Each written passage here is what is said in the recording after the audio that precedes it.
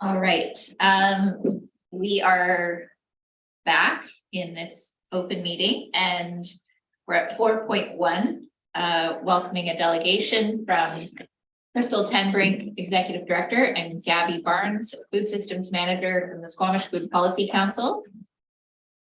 I see Crystal, I saw Gabby, but welcome, thank you. And thanks for being here today. You have 5 minutes for your presentation and then we'll allow for a few minutes of questions and we'll turn the floor over to you. Great, thank you so much. Can everyone hear me? Perhaps Yes. thumbs up. Yeah, okay, great. Thanks for getting the presentation up. Do you want me to just say next slide then? When ready? Okay, thanks. Okay, good afternoon, folks. My name is Crystal Tenbrink. I work as the Executive Director for the Squamish Food Policy Council, which is under the umbrella of the Squamish Climate Action Network. Below is a list of the sponsors that would love to kick off and acknowledge. We've received quite a bit more money than in past years. And so thank you to all of those folks that had contributed to supporting the Squamish Valley Agriculture Plan, high priorities and ongoing work. Next slide, please.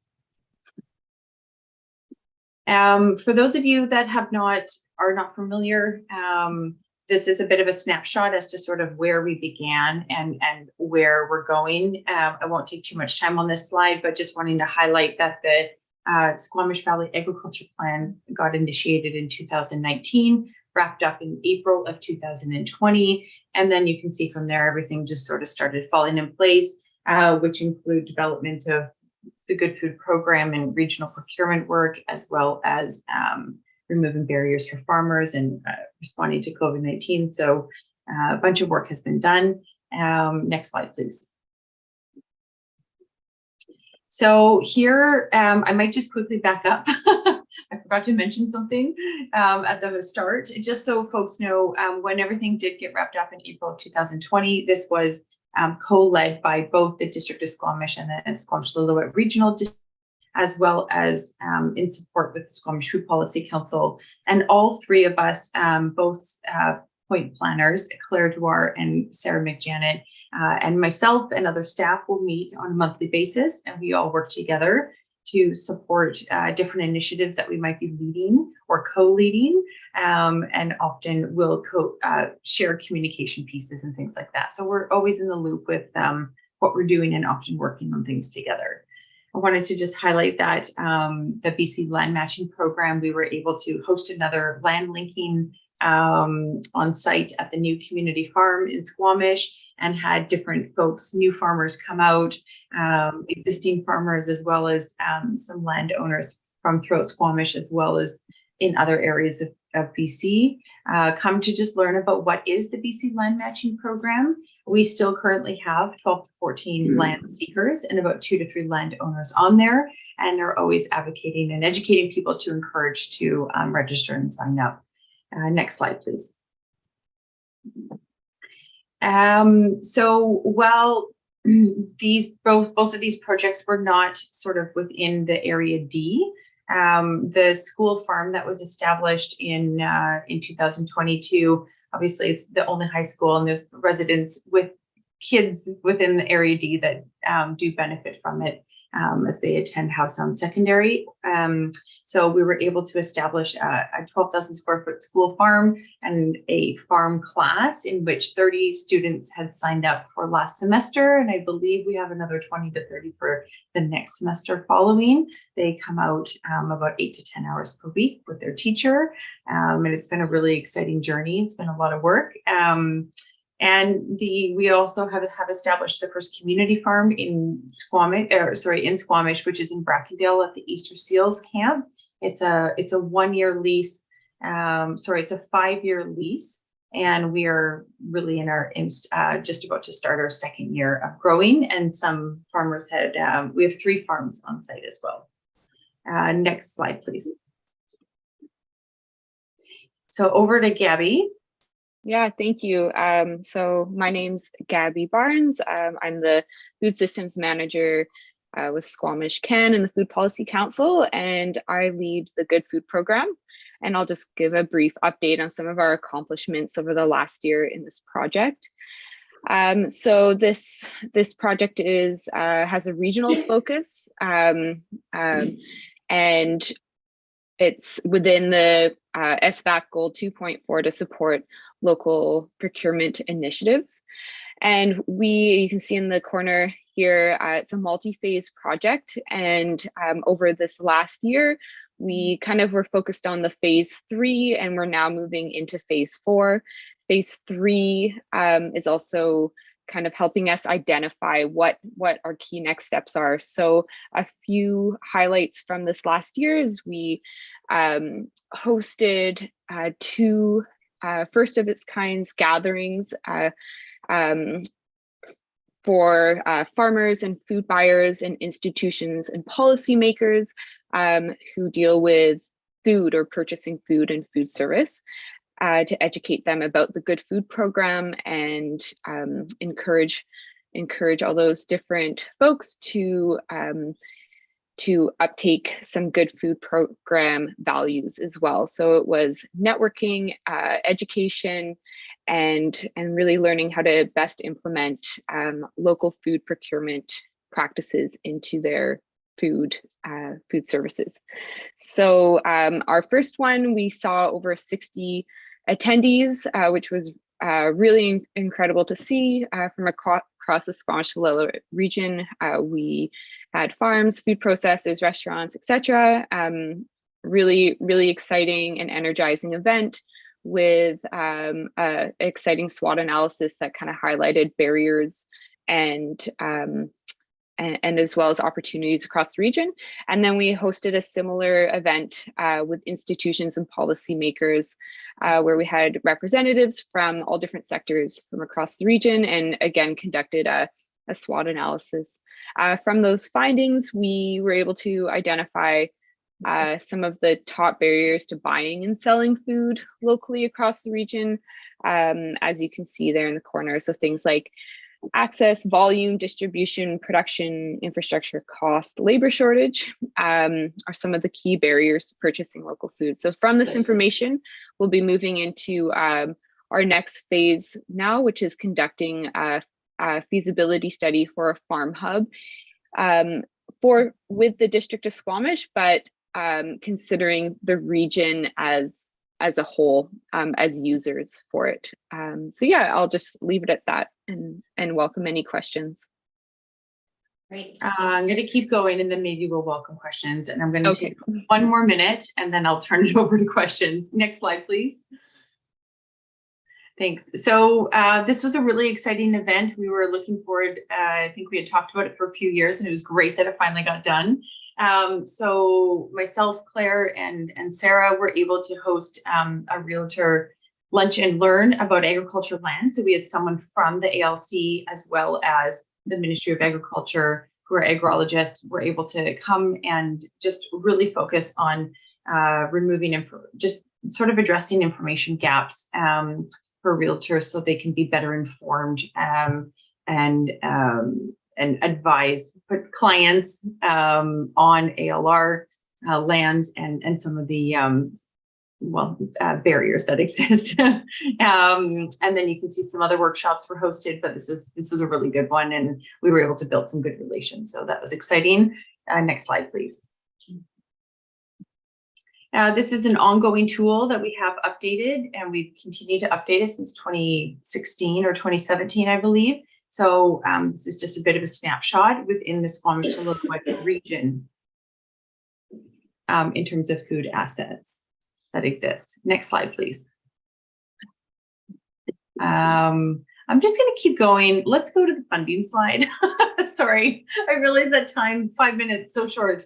This is some ongoing work that we're working on, but I wanted to just highlight the funding. In 2022, we were successful in about $181,000 of funding. Some of this funding did go to a bit of capital infrastructure for removing the barriers at the community farm for new farmers. So we were able to purchase a shipping container, turn it into a cold storage in which some farmers will be benefiting who live in Area D. and in Squamish for that centralization of that cooler.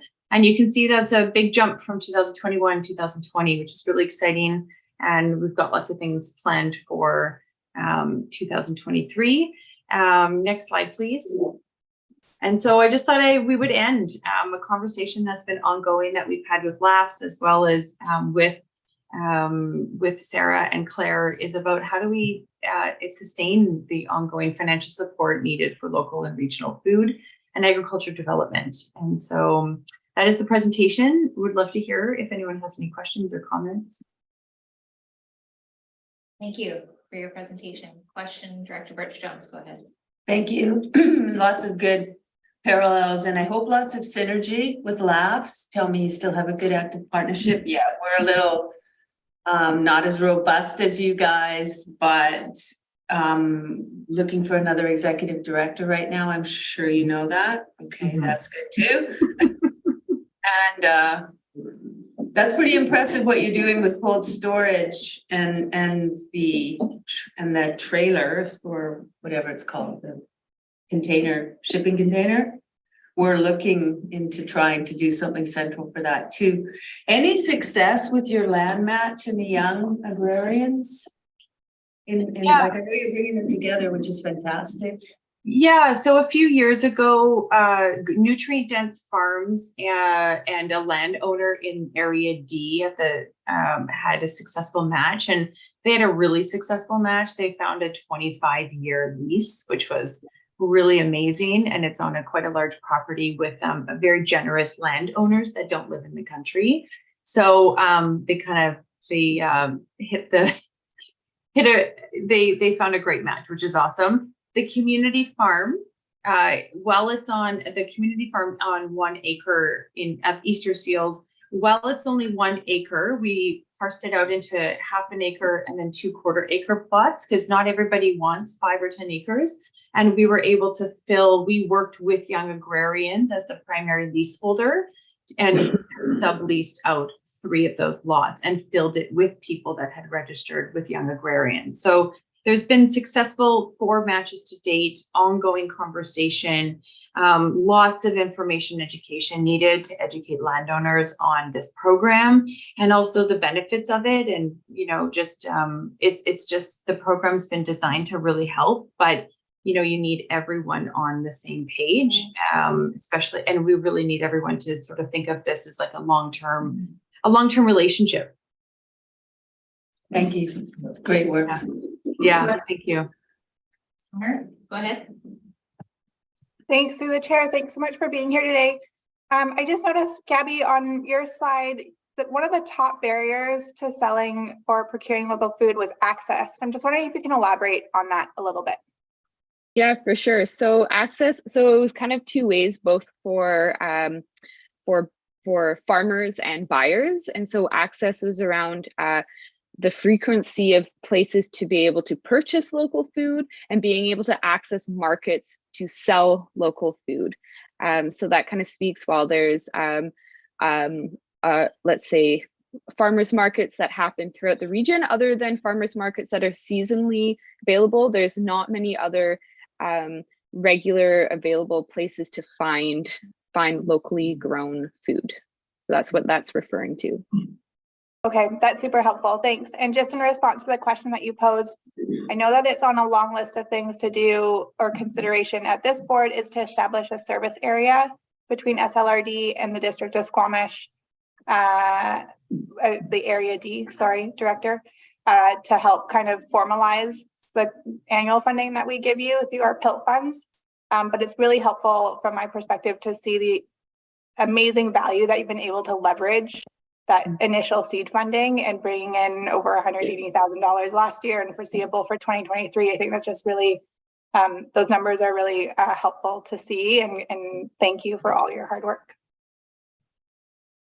Thanks, Director Stoner. Director Richmond, do you have a question?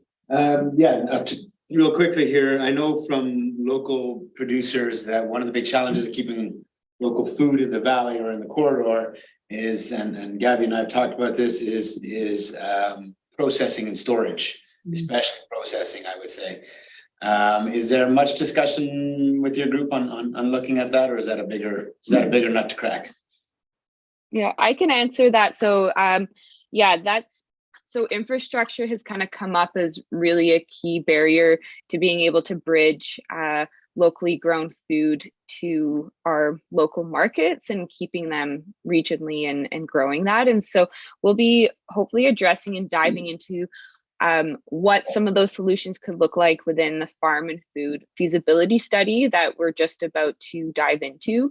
One of those kind of infrastructure pieces we're exploring is around processing. And so processing, storage, and redistribution were definitely some of the key elements that we're going to be considering in this feasibility study, and how to get that into our region. Yeah, thanks. Rainbow. Thank you. Mr. I'm just thinking back to when we first met and we first talked about some of these ideas, and I look at the work that's been done over the last few years, and it's amazing. And so we're now at a point where we're talking about things that we couldn't even imagine back then. That's true. Building a great foundation. For example, what I'm thinking now, okay, how do local producers market their product? And maybe we should be looking at some form of cooperative store. If we can find some space and run it as a cooperative, that would be useful. And I also just wanted to make a comment about the school farm. I hosted the UBCM tour of farming, and I got lots of really, really positive comments from them. And I've since had 2 calls from principals in other parts of the province who want to know how did that happen? How can we do that? And so on. So I'll be talking to you about that. Yeah. Thank you, Director Rainbow. Yeah, please send their contacts over, and we'll be sure to help them out. We did highlight, missed that on the presentation, but we did welcome at both the community farm and school farm over 100 elected officials from around the province, including the chair of the ALC and our Minister of Agriculture at the time. And it was really wonderful for Squamish to host something like that, because a few years ago, we really weren't there yet. And so it's exciting to see things grow. There's a lot of new challenges in the world right now, and with the ALR land and some of those barriers that exist. So yeah, looking forward to moving forward. And we because of the Good Food Program recently and the gatherings, we now have contacts of everyone, and we're now working together. We received a lot of really positive responses from all of the farmers, as well as restaurants that attended the Good Food gatherings. And this March, we're also hosting one in Pemberton, one in Squamish, a chance for restaurants to go and visit 1 or 2 farms in Pemberton, 1 or 2 farms in Squamish, in order to learn a little bit more about their own operations. So restaurants are more informed when we're trying to shorten that supply chain. So that's something in the short term that we're working on, but the feasibility study will hopefully start to address some of these bigger systematic things that you folks have mentioned, and that are really top concerns of the region. And then once we figure out what we're going to do, we can apply for funding. Great. Yeah, I just wanted to say thank you on behalf of the people particularly in the Upper Squamish Valley, who feel very positively about the kind of work that you're doing. So thank you very much. Thank you. Thank you. Both, and thank you for your time today. We look forward to seeing you, and certainly send along invites to these lunch and learns or other opportunities for us to come and see you on the ground, because that is pretty important for us to understanding the work you do.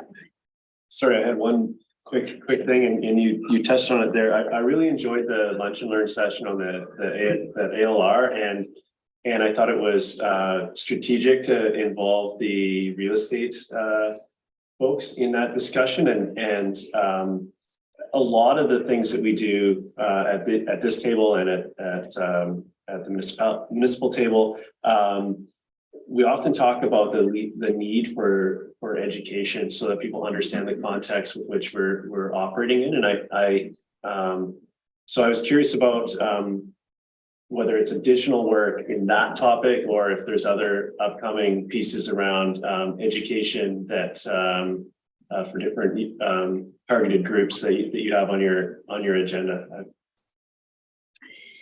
Yeah, I think you bring up a really good point, and us being a nonprofit and education is sort of the number one priority for us. And there's a lot of knowledge gaps that exist. And of course, there's lots of new folks moving to town and may not know things. And, you know, the ALC in terms of trying to wrap your head around that. I mean, I'm still learning. But so off the top of my head, really, it's about building lots of relationships and educating all parties involved to shorten the supply chain. So there's a lot of education emphasis on that. So we can try to get produce and like agri-food products and agriculture products stop leaving the region. We want it to stay here. We want it to be used here. We want to be able to celebrate that. And in order to do that, there's a lot of information that commercial enterprises need to be informed on, even residents as well. So that's a big focus. Now we have a, fresh working relationship with the realtors, so we can keep in touch and see where there might be opportunities and synergies in the future, and continue to ask or pay attention to where there might be gaps, and open to suggestions. If folks, Director Rainbow and myself do keep in touch quite regularly, and as well Councillor French. So if there's things that are coming up with community members that they're meeting with, they do inform me, and we do end up meeting with them and trying to move forward and problem solve. Well, thank you so much. Okay, thank you. We have used all the time, so we will move along. We will see you again soon. Thank you. Bye all. Thank you. Bye-bye. Tune in for later for this meeting. Our next delegation is Councillor Barb Weave. That thing.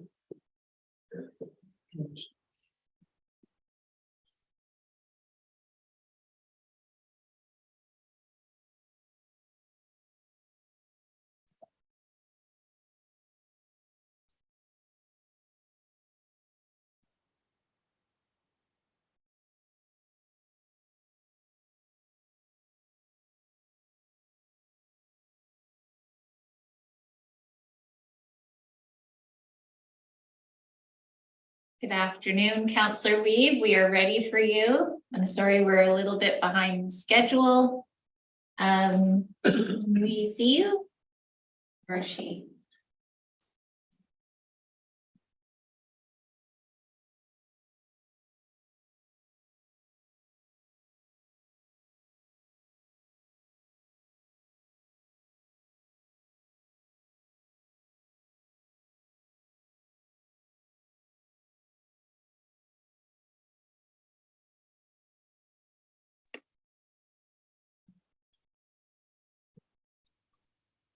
Hello, Councillor Weave. Thank you for joining us today. Can you hear us okay? Strange. That's a. You've seen that one before? Technical. That's Barb's thought process.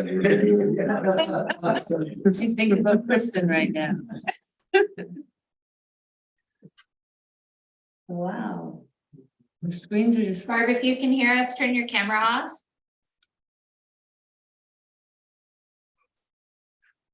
She's frozen. She's going back. Yeah. That's amazing. You want me to text or something? I've got her. Oh, Okay. Councillor Weave, can you hear us? Weird. Can you hear us now? Are we on? I can't hear Yeah, anybody. yeah, you're on. Hooray. You've been recorded. Councillor Weave, we're turning the floor over to you to tell us about Silga.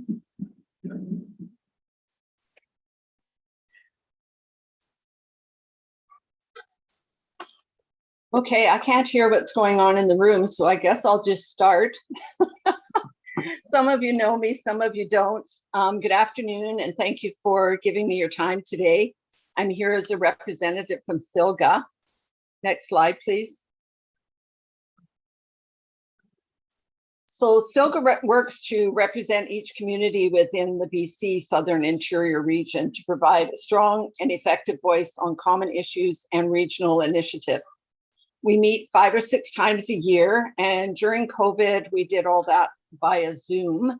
And hopefully come the spring, we will be meeting again in person. And if any of your mayors or councils would like us to visit your council chambers, we would do so via Zoom. Next slide, please. So our executive consists of Councillor Amy Grice from Oliver, Councillor Lori Mindick from Lumby, Councillor Louise Wallace-Richmond from Salmon Arm, Councillor Bill Sarai from Kamloops, Mayor Spencer Coyne from Princeton, Councillor Charlie Hodge from Kelowna, Mayor Ruth Hoyt from Coldstream, Mayor Robin Smith from Logan Lake, Mayor Ward Steamer from Barrier, Councillor Keith Tom from Peachland, and myself, Councillor Barb Wheat from Lillooet. Next slide, please. As you can see by the map, we cover a large region. Next slide, please. And we consist of various villages, towns, and cities and districts within 6 regional districts. So we are representing, we're giving this portable road show to each of the regional districts, the Central Okanagan, Columbia-Shuswap, North Okanagan, Okanagan-Similkameen, Thompson-Nicola, and due to the very small district of Lillooet, the Squamish-Lillooet Regional District. Next slide, please. So our mandate is to connect, educate, and advocate. Next slide, please. So we meet with all the SILGA membership prior to our annual convention. We engage our membership on issues affecting them, and we encourage our members to submit resolutions for the annual SILGA convention for discussion and support at the UBCM convention. We continue to increase communication with senior levels of government. Next slide, please.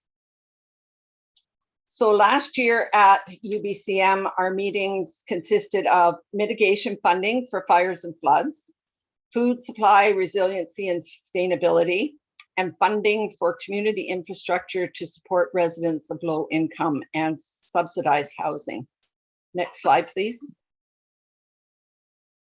So our convention is going to be in Vernon. It will run from April 25th to 28th. And hopefully I don't produce a theme here.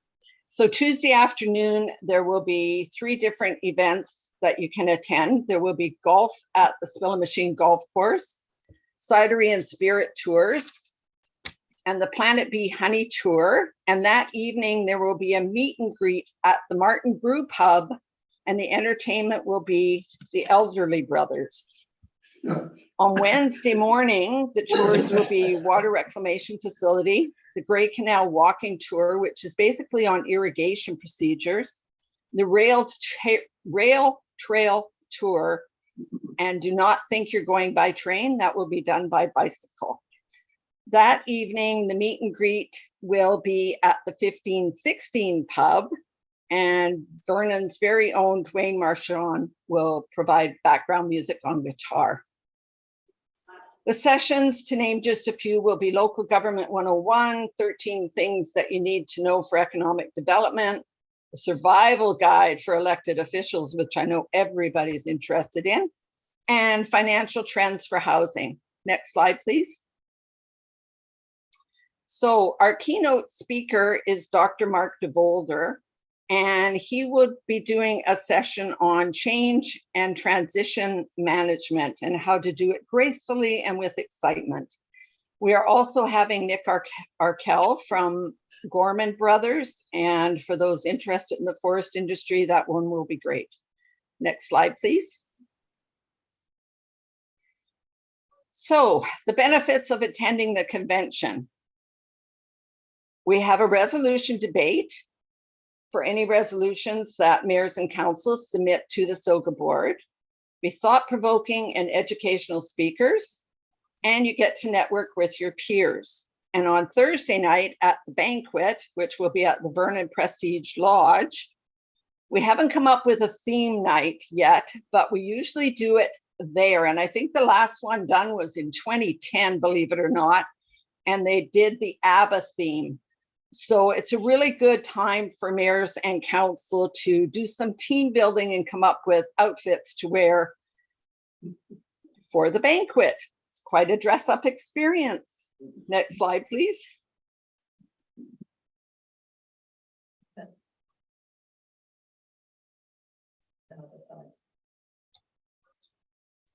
You're done, Bob. That was I it. think she's got her own volume muted, is why she can't hear us. Can you hear us, Barb? Well, we're not, oh, we didn't move to a next slide. There is no next slide. Okay, Barb, can you hear us? I'm wondering why we didn't move to a next slide. Anyway, I will just fill it in, seeing as I can't hear any of you, and I have no idea why I can't hear you. For Mayor Hopful's information, there will be a trade show. I know she gets all excited about those. And I also know that Jen Ford will be doing a opening of some sorts representing UBCM. And I would love to take questions, but I really can't hear anyone in the room. But I Barb, can you hear really me? hope that everyone comes to the convention in Vernon. And I know that new mayors and councils are usually really reluctant on spending money. But if you're going to any convention this year, come to ours so that you know there is life outside of Squamish, Whistler, and Pemberton. Hope to see you there. This is an episode of Parks and Recreation. Nobody told me here. What the hell? I sent her a text and said she could hear her. Barb? Oh no, she just left. All right. Okay, so we can take this offline, but if the three of you would like to attend SLGA, let us know and we'll send you. All right. Yeah, So Josie got can you, your can you attend Silver if you're not from that region? Like, No, You just want to dress up as ABBA then? You may go in my phone. I wanted to do the dancing quiz. Usually you can attend just not as a non-member, and you wouldn't get to vote, but you could go to the conference if you Yes. wanted to attend the seminars and stuff. There's just a higher there's price a tag higher for fee, entry. usually triple the, Well, we might be able to skirt that being a member of this, or I don't know. Because the organization funds. okay. I will be there in Vernon on behalf of. I'll take one. And you will see your three northern reps Well, no, there. you won't see me. We'll be there. No, I'm just getting back from vacation, so. Sal and I will be there. All right, so we'll move along to the consent agenda, number 5. Can I have someone move the consent agenda? Sorry? I'd like to pull 5.2.1, device for better. Yeah. I'd like to pull 5.2.1. 5.2.1. Yeah. So is everything good in 5.1 items? Yeah, I'll move the rest of the agenda. Yeah. 5.2.1 is being pulled and moved to 11.6. And the rest of the consent agenda is being moved by Director Richmond and seconded by Director Britt Jones. Comment? All in favor? Anyone opposed? Motion carries. Any business arising from the minutes? Seeing none. Moving along. Thank you. 8.2. Here we go.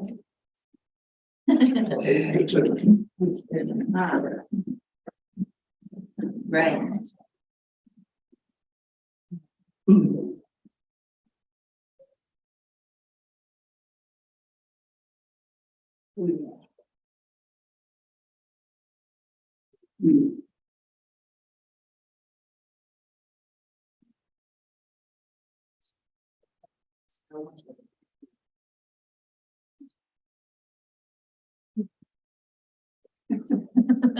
Over to you.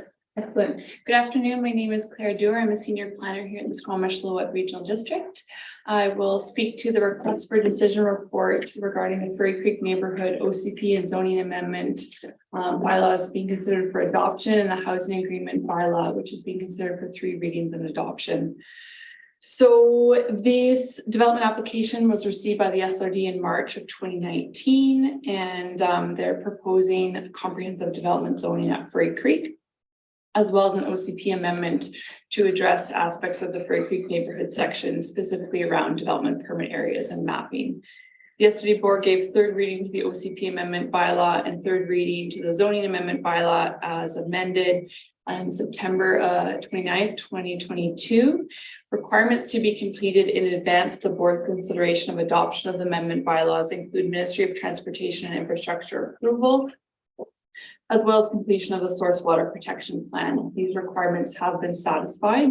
Additionally, the upfront community many contribution funds have been submitted and the legal agreements are in registrable form. So as such, the amendment bylaws are being presented for consideration of adoption, and the housing agreement, as mentioned, being presented for consideration of 3 readings and adoption. Just wanted to highlight so as I mentioned, MOTI approval that has been received on November 1st, 2022. The source water protection plan, which was a requirement at the request of Vancouver Coastal Health, technical advisory group, including Vancouver Coastal Health Authority, the SLRD, environmental services staff, planning staff, and Fine Pieces civil engineer were all involved in that group, and it reviewed and provided input to that plan. And it was Western Water Associates that prepared that source water protection plan at the cost of Fine Piece. And really, the plan identifies a primary and secondary protection areas, as well as recommendations to reduce risk. The bulk of the source water protection plan will be implemented by the SLRD, as the Furry Creek community water system is owned and operated by the SLRD. I also wanted to highlight language that has been added to the land development agreement to ensure consistency with the source water protection plan and future development. So all subdivision applications in the Furry Creek area that are located within or partially within the primary or secondary source water protection area will be reviewed by a civil engineer and a professional geoscientist. And there's also the option just to ensure consistency with both the source water protection plan as well as the water master plan and master drainage plans. And that covenants are maybe required post subdivision as well. So that's kind of the main takeaway from the source water protection plan.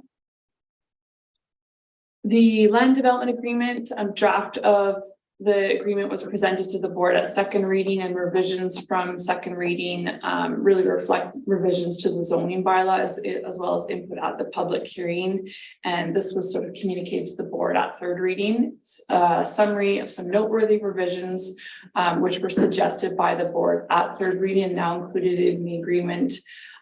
Specifically, there was a resolution around the need to clarify the requirement for a combined gross floor area of 2,323 meters squared of village commercial use, and that there also be an option to phase the commercial use to allow for build out over time. So both those aspects are now included in the land development agreement at the board's direction. Just clarifying too, that that phasing process will require approval from the Director of Planning and Development, and that the phasing may not delay the construction of the community center, administration office, or childcare facility, and that full 23 square meters of commercial space must be constructed prior to the 500 first market dwelling units. So there is a sort of a range for that phase. There were also design elements that were added, taking into consideration some of the input from the community at the public hearing. I'll note that a lot of those design elements will be looked at in greater depth through the form, character, and conservation development permit area, but we've also included requirements in the land development agreement. And finally, just noting that there was also input around the possibility to phase the transportation hub, and that language has been added where approved from the Ministry of Transportation and SLRD. For the housing agreement bylaw, a draft also of this agreement was presented to the board at second reading. No significant revisions have been made since that time. As requested by the board, it was confirmed that the agreement includes provisions that if a management body is in place, management of the affordable housing units may shift to this body. A bylaw is required to authorize the SLRD to enter into the housing agreement for the non-market rental and non-market ownership housing. And so that's the purpose of the housing agreement bylaw that's being presented for 3 readings and adoption. And then finally, just wanted to highlight the community amenity contributions, both upfront and installments that are part of this development application. So cash funds in the amount of $400,500. These are upfront cash funds to support the required expansion of the Howe Sound East Fire Protection Service. And these are to be submitted to the SLRD prior to consideration of adoption of the bylaws. We also have financial contribution installments in the amount of $128,400 for every 100th market dwelling unit to be built. So that's $963,000 at build out. And that's to support the required expansion of the Howe Sound East Fire Protection Service, including staffing, equipment, and administrative costs. And finally, we have the $5,000 for each market dwelling unit, so $3,750,000 at full build out. And this is also financial contribution installments in recognition of the benefit that residents of Furry Creek development will receive from various programs and services provided by the District of Squamish within its boundaries, and the cost to the District of Squamish of providing these programs and services that will benefit the residents of Furry Creek development. This must be paid prior to the issuance of development permits and will be used by the regional district when providing grants and financial contributions to the District of Squamish in support of such services. So the upfront cash funds when adjusted to the $23 is $444,415, and these have been submitted to the SLRD as required in advance of consideration of bylaw adoption. And then I think I'll leave it at that. I'm happy to take any questions from the board. Thank you. Question, Director Richardson. Can you just explain a little bit more how the phasing for the transportation hub would work? So it's obviously depending on the build out of the community, but how is it actually structured within, what controls do we have over it? Certainly. So the important caveats are that it would require approval from Ministry of Transportation as well as the SLRD. I'll pull up the specific section in the land development agreement.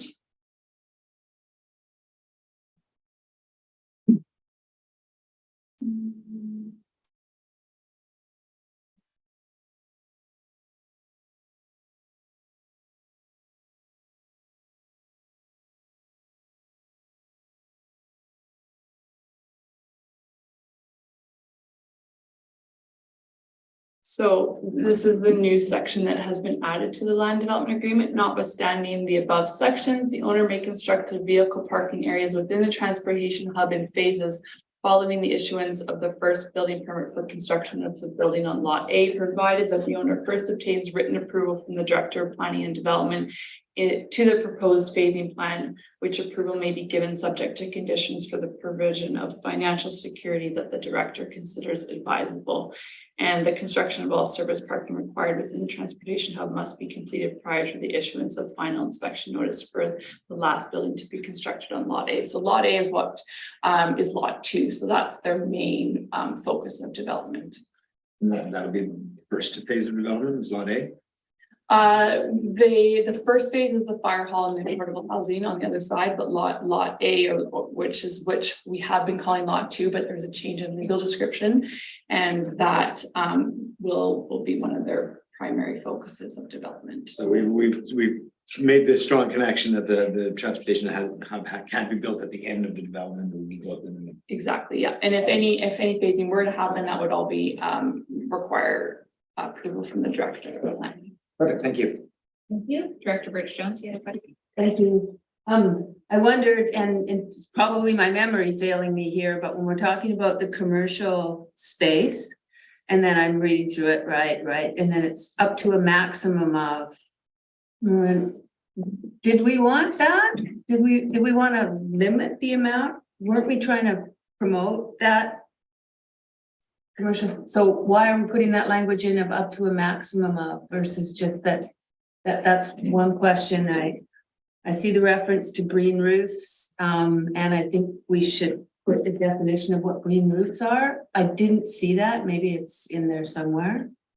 And then I had a question about the wording on the money moving from.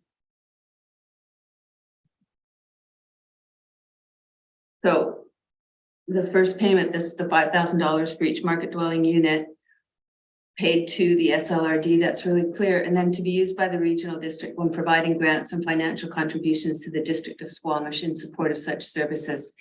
That's something that we're going to be talking about at the April. Okay, so thank you. Just those first two comments. Thanks. Sure, thank you. So the first comment I believe is around the size of the village commercial use. And why we said maximum. Yeah, so the zoning sets a maximum, but the land development agreement is setting the expectation that it will be a combined gross area, floor area of 23 meters squared. So that's the expectation from the board, is that we will see that full 23 meters squared built. As a minimum though, right?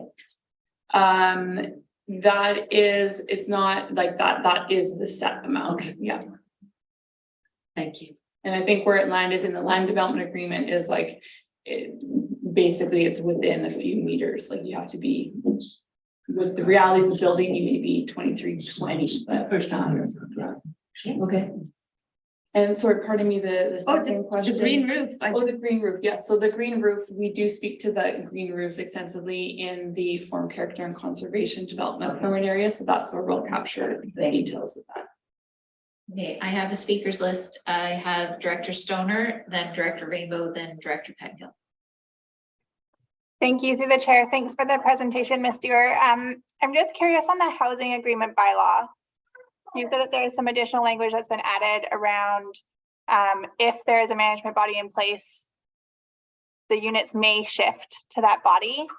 And I just want to make sure like what that language actually says in the housing agreement bylaw, such that if that body does exist, we could actually require them to move the management into it at our request.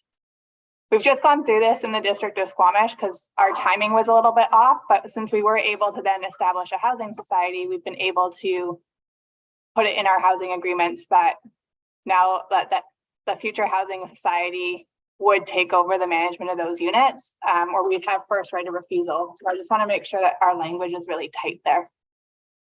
Certainly. So the aspect we received input from the board specific to that item when the draft was presented at second reading, and we confirmed with our lawyers that the housing agreement bylaw as currently drafted included that language. So that is in place. Yeah, and I can get into the nitty gritties of the management aspect, but basically it's at the discretion of the regional district. That's helpful. Thank you. Thank you. Director Rainbow. Yeah, I just wanted to clarify about that commercial. We're talking about the commercial in the village centre. There is also another commercial section down by Oliver's Landing, is there not, in that 4-story building? Thank you. So through the chair, the provision for the 23 meters squared of commercial, that is for the neighborhood commercial areas, so the C1, which is on the other side of the highway, correct? And to clarify that the phasing, won't impact any of the community facilities associated with that commercial. It's just the commercial space itself. Thank you. Thank you. And Director Petgill. Councilor Donor asked my question. Okay, great. Any other questions from anyone? Can I move this? You may. Do them one at a there's time. one. What can we do here? Yeah, each one separately. So I'll move the first that, the SLRD area, the official community plan bylaw number 1135-2013, amendment 726-2021 be adopted. Moved by Director Rainbow, seconded by Director Herford. Comments? All in favor? Anyone opposed? Motion carries. I'd like to move the next one as well. I won't read it all out. You can see No. that. I'll move the second 1727. that. To be adopted, moved by Director Rainbow, seconded by Director Demare. Comments? All in favor? Anyone opposed? Motion carries. And I'd like to move first, second, and third reading for the district housing agreement bylaw. Thank you. And seconded by Director Demare. Comments? Is there anyone opposed? Motion carries. I'll move the final one. Let it be Be adopted. adopted. Yeah. Great. Moved by Director Rainbow, seconded by Director Herford. Comments? All in favor? Anyone opposed? Motion carries. Thank you. Thank you. Thank you, Dale. Thank you, Kim. Thanks. Great work. Yeah, this is an amazing amount. Wow. Look at that. 2.5 years. No, good. It has been 4 years in March. Yeah. It's been a long time. Okay, so we are going back in time to 7.1. Right, and this is the weighted participant vote for only Area C and Village of Pemberton. I'll move it. Thank you. Director Richmond seconds. Do you have any questions? All in favor? Anyone opposed? Motion carried. Comment. I don't think you're allowed to comment on their, no, I'm just kidding. Go ahead. Go ahead. Why is it on our agenda? That is a good question for that governance excellence. At the very top of the list. Bag, more things in for because there's an awful lot of work in there. It's a lot of, it's, Which yeah. presumably it's been duplicated. that's great. They've already voted on it. Yeah. Okay, 7.1.2. Moved by Director Richmond, second by Director Matt. All in favor? Anyone opposed? Motion carried. Thank you. 8.1. Amendment to the procedure bylaw.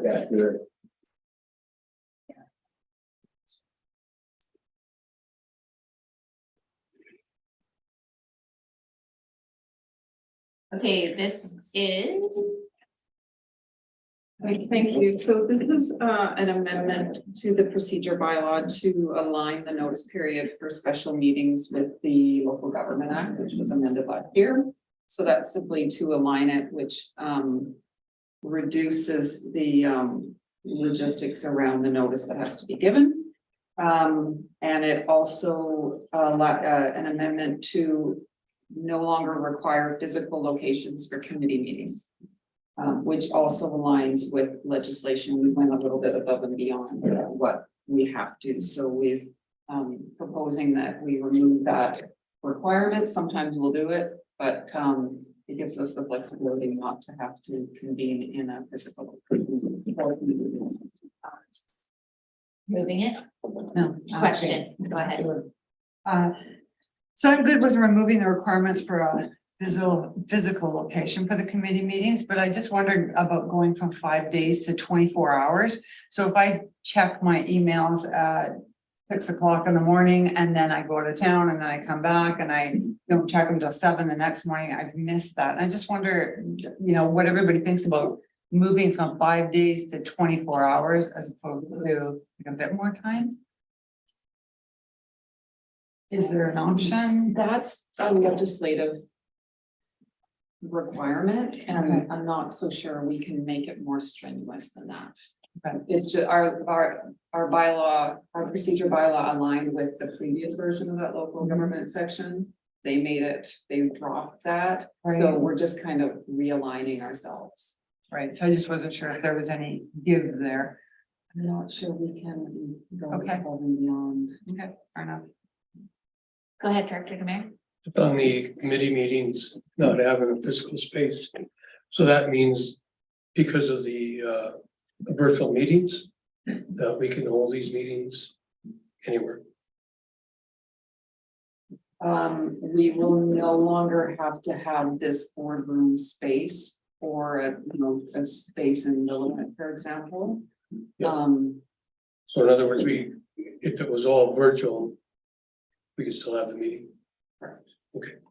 without a physical location for members of the public to come in and watch the meeting at.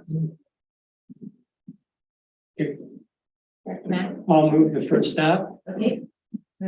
First, second, and third reading. Seconded by Director Birch Jones. Further comments? All in favor? Opposed, motion carries. I'll be back. Sorry. We're losing Director Hopfield as well. This I'll move the Just for a adoption. few minutes. Yeah, And then we're you gonna, want us to indicate, in favor, because most You know of us what? aren't, and if Yeah. we could just say anyone opposed, or. I've always done that Yeah. because that was how we did it virtually. If you prefer, you can go back to that. I was just trying something different. I'm the only one. You will. The only one. I've always just said anyone opposed. But the pre-COVID way of doing it Pre-COVID. was all in favor and then anyone opposed, and it confuses. I think, We're only raising our hand if we're opposed. if you're opposed, yes, Okay. Oh. yes, yes, or really make it known that you are opposed. All right, with that. So you voted against every motion today, Yeah. just so you know. Thank you. All right, and then, could someone move the adoption, moved by Director Demare, seconded by Director Richmond? Anyone opposed? Motion carries. Oh, we got Jack back. In the controversial votes. Yeah. He's there. Aren't you, How do Director we Crompton? know? Face, he's there. Sorry. Okay, cool. Yes. All right, moving along to 8.3, service establishment amendment bylaws to adjust the maximum tax rate for this invasive species.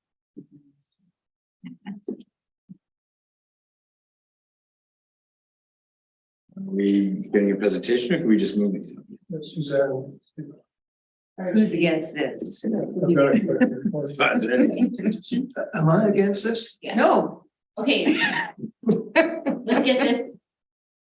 Okay, it's 2:00. Director LaFrance is here to answer questions if anyone has any questions. Go ahead, Director Demare. Director LaFrance, I had the question regarding some of the tax services for the Area A.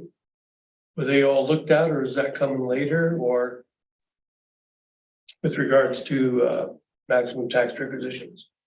Yeah, the only services that were available are shown today for the increase, other than Sea to Sky Trails, which was missing from the review due to previous boards not wanting to increase the Sea to Sky Trail requisition. So that will be coming next month for the board's consideration. The Sea to Sky Trail service establishment maximum requisition increase. Okay, so there were none for Area A. That's correct. The most of the services now that the service establishment bylaws have both the dollar value maximum requisition and the rate per thousand maximum requisition. With those two, naturally, they don't need to have an amendment because with assessment increases, it naturally increases. So a lot of the services don't require an amendment. Okay, thank you. Go ahead. Yeah, thank you. And this was covered in the report, but could you talk about this maximum, this increase of the maximum and how that relates to what the actual taxation increase or requisition increase would be for the individual, and if this commits us to a certain increase or not. My understanding was not, but Yeah, so these are just changing the service establishment bylaws. It's just basically stating that the service now can have a new maximum requisition amount without having to get approval from the inspector of municipalities. It doesn't require any kind of change to the annual taxation. It's just available if desired. creates the space. Thank you. Okay. I don't see any other questions. Do we have to move these individually or? Yes. Oh, well, yes. Okay, So the 1802, there are 3 that's. I'll We'll do that. move that one. Director Birch Jones, second by Director Richmond. Anyone opposed? Motion carries. Now the 1803, that and that, moved by Director Richmond, second by Director Birch Jones. Anyone opposed? Motion carries. 1804 is the 2. Moved by Director Birch Jones, second by Director Pettengill. Anyone opposed? Motion carries. 1805, Pemberton Valley Rec Trails Service Establishment, moved by Director Richmond, second by Director Mack. Anyone opposed? Motion carries. And then the last one on the last, That was, oh no, that's still part of the 1805. Got it. We're done. well then. Yeah. Can I make a comment here? Yes. I this has been raised before at this board. It bothers me, this whole invasive species, I'm not opposed to it. What I'm opposed to is that garden centers can still sell invasive species. Yeah. At least I certainly haven't seen any announcement to say they can't. I know we've taken that to UDCM in the past. I'm not sure where we're at with it, but to me, it's nonsense that we continue to put taxpayers' money into controlling invasive species and we've got people making a profit from selling them. So I would like to revisit that for UBCM this year. Okay. In the form of a resolution. So, yeah, the form of resolution. Okay, we'll put that on my list. Okay, let's move along to 9.1, CAO verbal update. Nothing, Chair. Okay, thank you. 9.2, an information report regarding the quarterly development applications report in our package. The receipt of the information by Director Birch Jones, seconded by Director Richmond. Any comments? Thanks to staff. Thank you. Okay, thank you. And anyone opposed? Motion carries. 9.3, a request for decision regarding updated elector response period from the Pemberton and District Recreation and Community Services Contribution Service Establishment bylaw.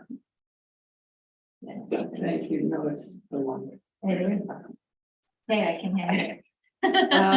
So we are seeking just to rescind a previous resolution that would have started the AAP immediately after receiving elector or inspector approval last month, and that hasn't been started right away because of staff capacity. So we're looking to rescind that old timeline and pass a resolution that establishes the elector response period following advertising in the peak in May. Okay. Move rescind, Director Richmond, seconded by Director Mack. Comments? Anyone opposed? Motion carries. And now moving the new resolution as laid out in the package, moved by Director Richmond, seconded by Director Mack. Comment? Anyone opposed? Motion carries.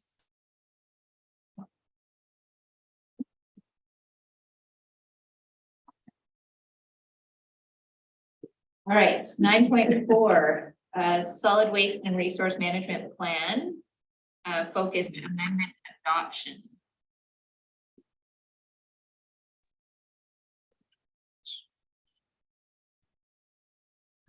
Hello, Ms. LeBlanc. Hi, How are you? I'm very good, thank you. We're on 9.4 and we're ready to hear your presentation.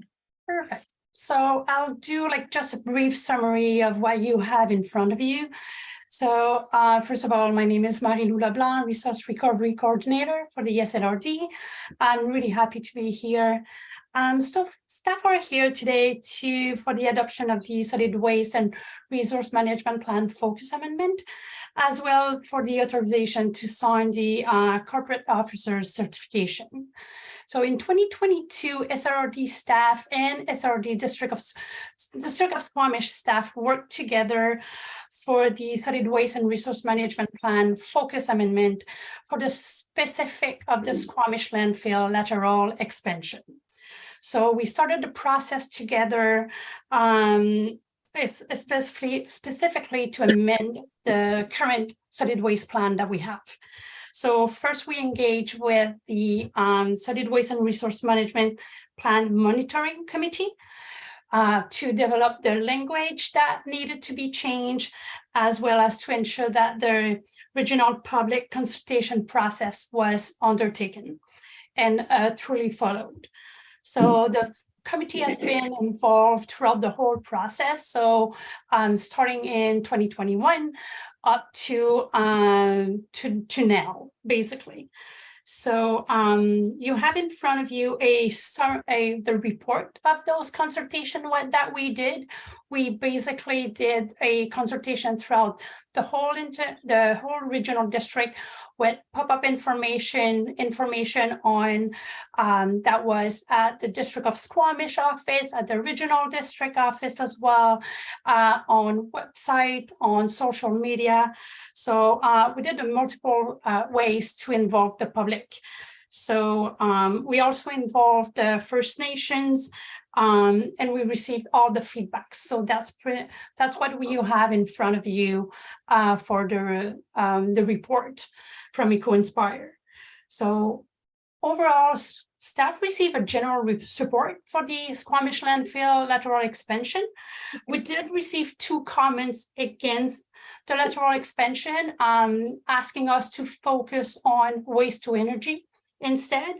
And we did receive 1 comment that was against or not in favor of waste to export, but instead focusing on reducing. So those are the things that we heard from the public. We didn't receive as much feedbacks as we would have liked, but you have a summary in front of you.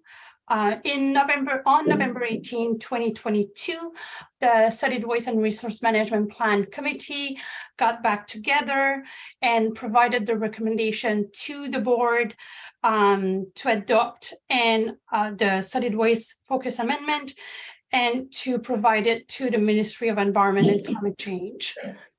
So the next step for the SLRD, if this is approved and supported by the board, will be to send the information to the Ministry of Environment and Climate Change Strategy and wait for their feedback and their approval. So sorry, I was a little bit confused, but I'm happy to take any questions. Thank you very much. Any questions? I'm ready to move option 1. Okay. Seeing no questions, we have a mover Director Rainbow, seconded by Director Mack. Comments? Right, anyone opposed? Motion carries. Thank you very much. All right. 9.5. I think all staff should tell us they're happy to be here. Even if they're not? Even if they're not, yes. That's what I want to hear. Okay, so the next topic is this you, Craig? Governance. Happy to take questions, but no real, other than this is the first step to establish the committee and then look to the committee for where they want to go, what they want to accomplish. We have a running list of things that have been identified by the board already, but this is meant to get the ball rolling. Perfect. Thank you. Did you also want people to, did you want us to appoint the members Yes. today? Yes, please. Great. Do you, how many members again are we putting? we're talking about establishing a new select committee of the board for Governance Excellence Initiative Committee. And this will be to discuss all of the list of items that we've thrown to Craig to say we need to figure these things out. Go ahead. So how many committees? I'd love to volunteer for this committee. Fantastic. Just Vivian. Vivian is the If committee. you fall line, that would sort of cut down on the amount of time. How many are we? I don't think we have a number. No specific number, no, it's really up to the board. So more than one. Quorum, right? Pardon me? It can't be quorum. If it's a select committee, it can't be quorum of the board, so it could be 6. Am I right? Yeah, I'm not sure technically is. Okay, we're doing that. There's a question about meetings, would it be by Zoom? Yes, I would say so. Yeah. That's the most efficient way, I think. Yeah. Yeah. Unless it's something we really need to be in a room But together. most of the time, we could be on, so that's. Well, we could host them in Lillooet. Yes, go ahead, Jenna. Back in November, when we did do appointments to committees, we do have a standing committee around policy. I can't remember exactly what it's called, but it's like a policy or internal, there's a committee. That I Yes, think we had talked about maybe being in alignment to what we're talking about here. So I just want to understand what the overlap is there, if any. well, there are 2 objectives with 2. I think I remember that conversation, and I believe there was the governance and HR committee. Or maybe it was the HR Policy development. policy development. Which is The different. policy committee, when we discussed how similar these two and whether the policy committee should become the governance committee or should they remain? I think that's what you're getting at, right, Jenna? Yeah, I'm just trying to get a sense of like, I don't think we have capacity to strike multiple committees. No, And I don't so think we should do that either.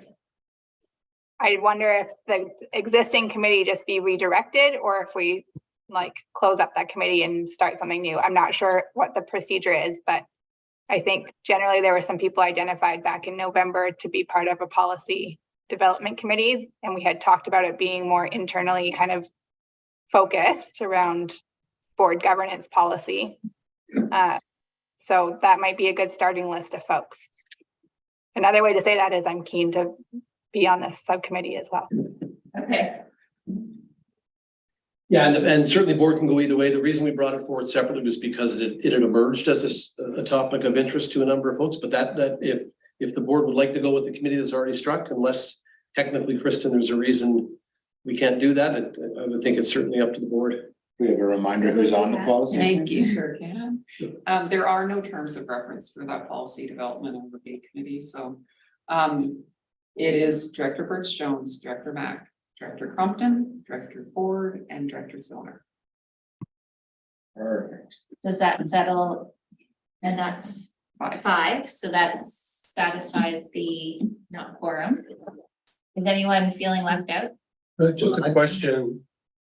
How often has that policy committee met?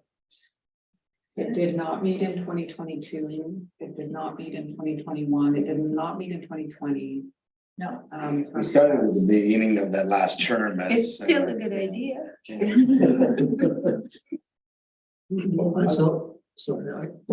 I would just say I'm quite interested in this topic. I don't want to displace someone but if there's people that, could care less about it being on this, I'd be happy to step in.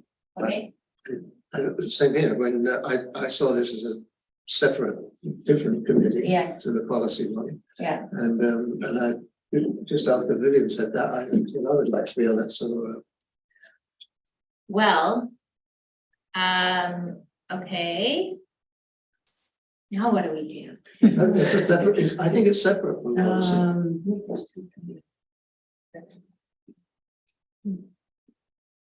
Yeah, go ahead. Why doesn't this group that's been established sort of figure out, what do we need and go from there? Do people want to step away and there are a couple extra seats then? Okay, Who was all on it? you and Jen, Jack and me and Jenna. So, And then you've got Chris interested. and now Chris and Tony. So we're the a alternates. committee as a whole, almost, are we not? It's almost committee of the whole, and I don't think it's good policy to have almost a full board on a committee making recommendations to the full committee, to the full board, because then we might as well just committee the whole. Yeah, exactly.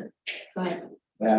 Which I think is very logical. I think one of the reasons we put this to a committee was because committee of the whole is jam-packed and we wanted to parse this off, so. Yeah.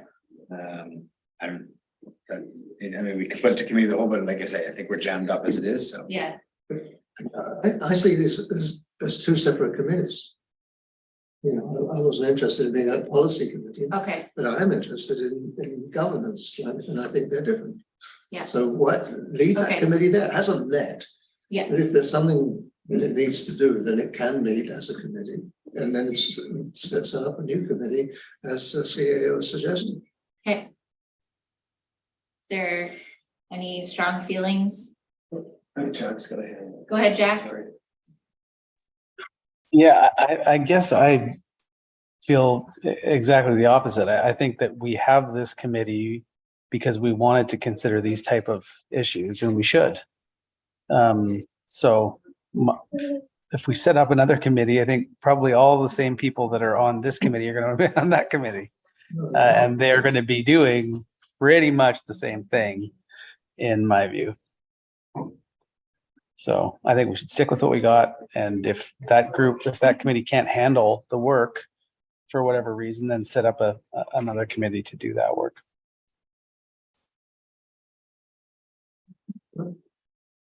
The committee hasn't met for 3 years. Exactly. But the terms 4 of years. reference of that committee give us a foundation for any topic to be Okay. in this review committee. Go ahead, Jack. And we just appointed people to it. And Yeah. the fact it didn't meet last term, I think, is because we hadn't gone through the strategic planning process that we just went through, and because we were dealing with COVID. And so now we've appointed a bunch of people, and I think we should mandate them to do that work. Okay. So Kristen, I heard you right, there was no terms of reference created? For governance. For the policy development and review, no. There are no terms of reference. Okay.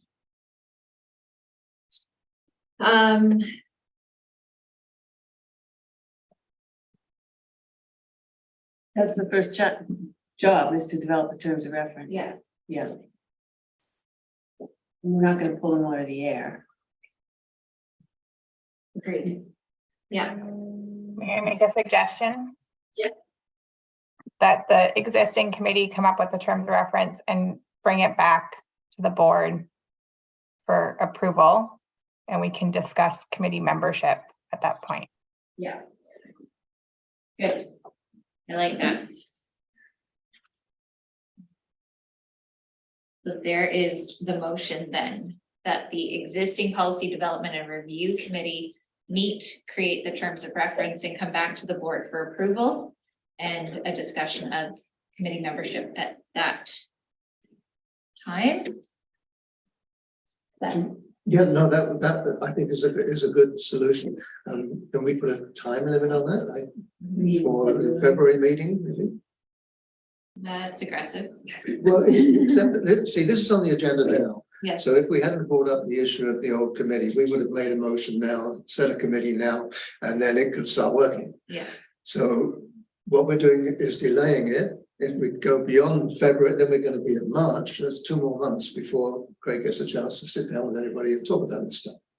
Going this route doesn't delay it any more than if we appointed a new committee. It's the same time process. It's about a matter of about getting a meeting together, but And this, starting the terms of reference. yeah, this doesn't cause any further delays. It's the same Was thing. there a chair picked for that committee? No. Yeah.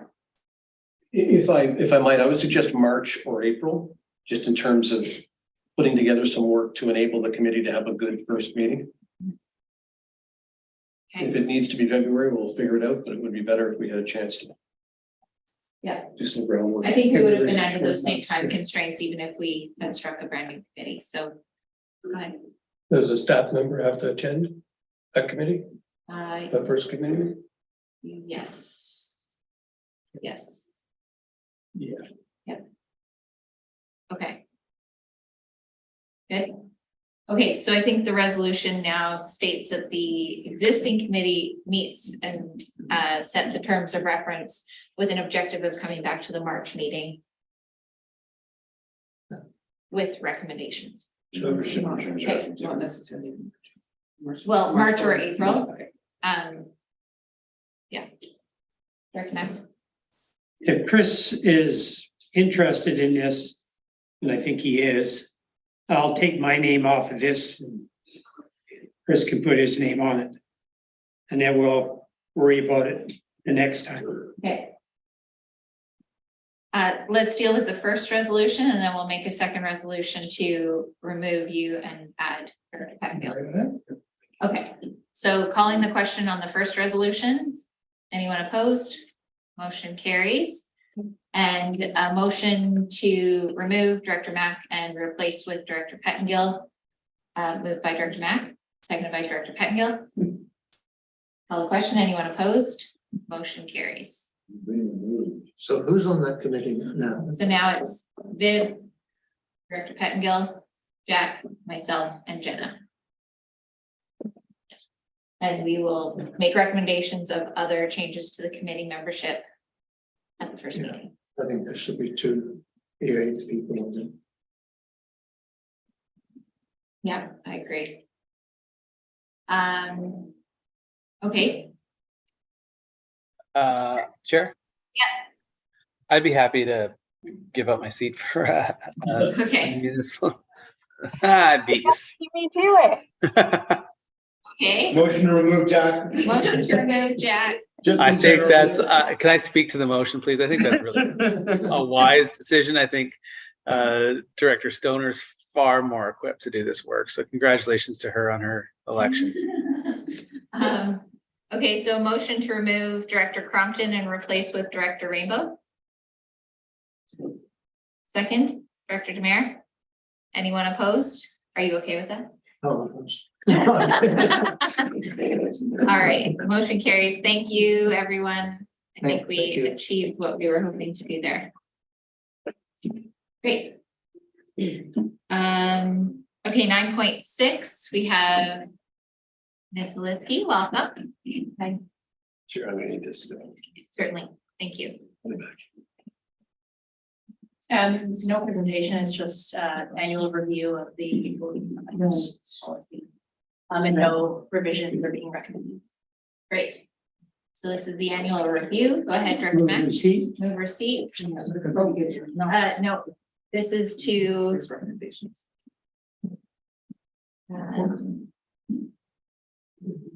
right, that we have done our annual review and that we have determined no revisions are required is the motion. Moved by Director Mack, seconded by Director Birch Jones. Any comments? Anyone opposed? Motion carries. Thank you. Thank you. All right. Smokes, where? Just.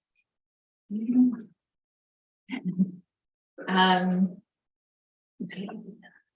We did a 5-minute recess. Yes. Yeah, 3:30. 5-minute recess. So I didn't. I don't want to draw attention to myself. But here we are. Should go now, Jack. No. The funny thing is I am leaving now. I will I hopefully see you later. But I will be gone for a bit. Bye. Hi, Jack. See ya.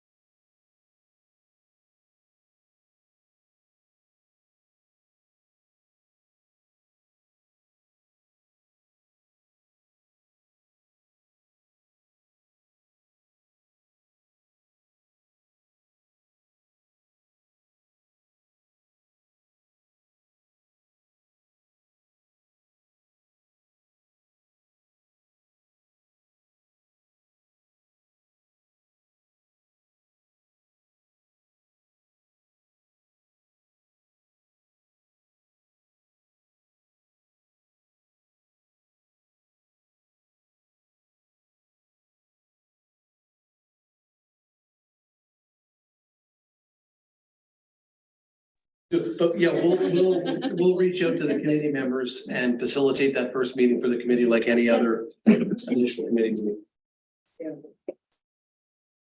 Okay, I'll go back. we are down 3 members. No one else leave. We got a quorum? Yes. We're good. Yes, Jenna? Just saying hi. Just saying hi. Thank you. All right. We're at 7. Yeah. Yes.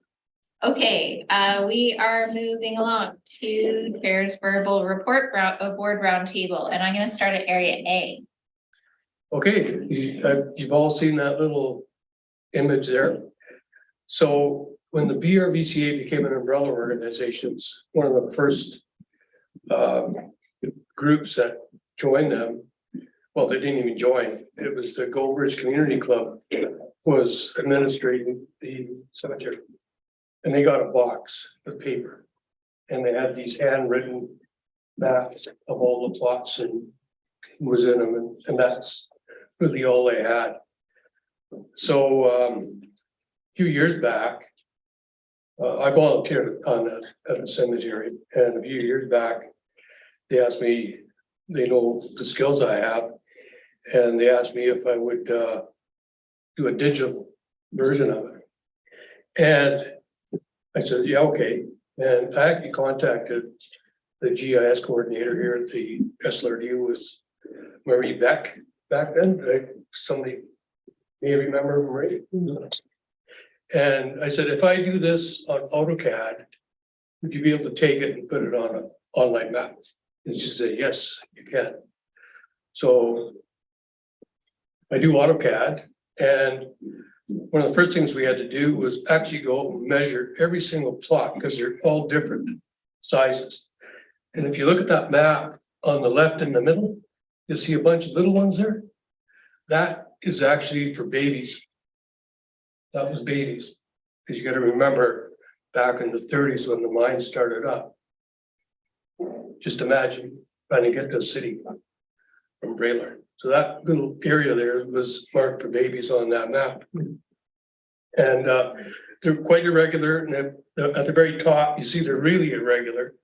And then, so there was the north section, the middle section, and then the last section, which is the lower one, you can see a little bit more organized. But that was a lot of measuring and a lot of AutoCAD time that I volunteered for to create that AutoCAD drawing. So the next step is to put it onto an online map with various search engines to be able to pick the plot, and it will take you right to it, and then with a pop-up of all the information. At Silga one year, Ashcroft won an award for their online map, and their cemetery actually has that. But it's really, you know, when they built that cemetery or whatever they did, it's really straight lines, totally different than this one. Each one of those plots has river rock around it, and then pumice, white pumice from Mount Meager, because we have about 1.5 feet of pumice underneath our little bit of topsoil that we have. So each one of those is like very, very unique. You won't see anything like it anywhere else. And it's a real historic site. So we finally got a peak geospatial from Whistler, and we've had conversations. Well, just take a step back. Once I got one in the by-election, I had to stop that project, just time-wise. It took a lot of time. And so I had them buy that program that I was using. And I taught the two staff members there at the BRVCA to be able to actually use it. And they've used it, and they've created layers, and we got the names on layers, and they've numbered every plot, so you can use that as for that search engine. And then contacted the Whistler spatial there.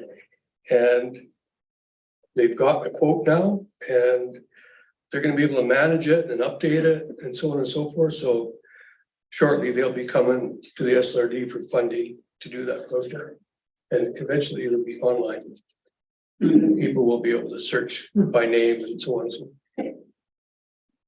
I don't know what the rest of the cemeteries do here within the SLRD, but this is gonna be really neat, especially for a historic cemetery like this. I found that very interesting. When I was quite relieved to find that my name wasn't on it. Is there any differentiation? I was looking at it, I thought these bottom plots seem larger than a lot of the others. Is that anything to do with social standing or ethnicity? Or No, like it was just that all the other ones were hand dug. Ah, okay. Right, and then as they came along, we started using a backhoe. I remember I was part of one for a person that basically lived there all their lives. And I actually did the rock work and the lab action, but we did it in the winter. Backhoe, and that wasn't very crazy when we did it. And yeah. And the earliest grave there is when? The earliest one? There's so many that are unnamed. They've lost the crosses, so we don't know who they were. And there's a lot of legalities to what you can put on the web map. When they talked to Ashcroft, they went a little bit above, and then when they went to their lawyers, they said, you got to pull back. You can't have all these details on it unless you get approval from the family. So the staff is actually going to be contacting everybody they have there if they can put more information. But we got pictures of the actual plot and a picture of the heading.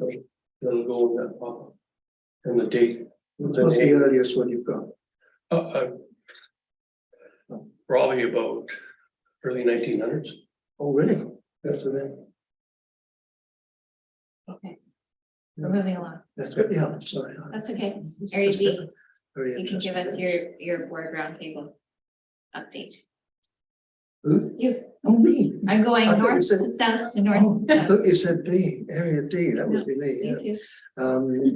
Yeah, well, one interesting thing we just discovered, I was at Britannia in the fire department chatting to the guys one day, and somebody mentioned that the SLRD had 2 rooms in the Copper Ridge Community Center, no, Copper Ridge Convention Center, which was the Overstay is the organization behind it. But we've never heard of it. Called Kim. Kim said, "Oh, I'm not sure about that." She looked it up, and sure enough, we do. We found that we've got a 1,000 square feet storage space and a meeting room. So I'm in the process of tracking that down, and I found out where it is. I haven't been able to, and I found out that somebody's storing bags of cement in it. But we're soon going to have a storage space that will be available to the fire department or to Squamish Search and Rescue or to some organization that needs to store things over a long period of time. It's not the sort of storage space where you could go in every day. But certainly 3-4 times a year it will work very well.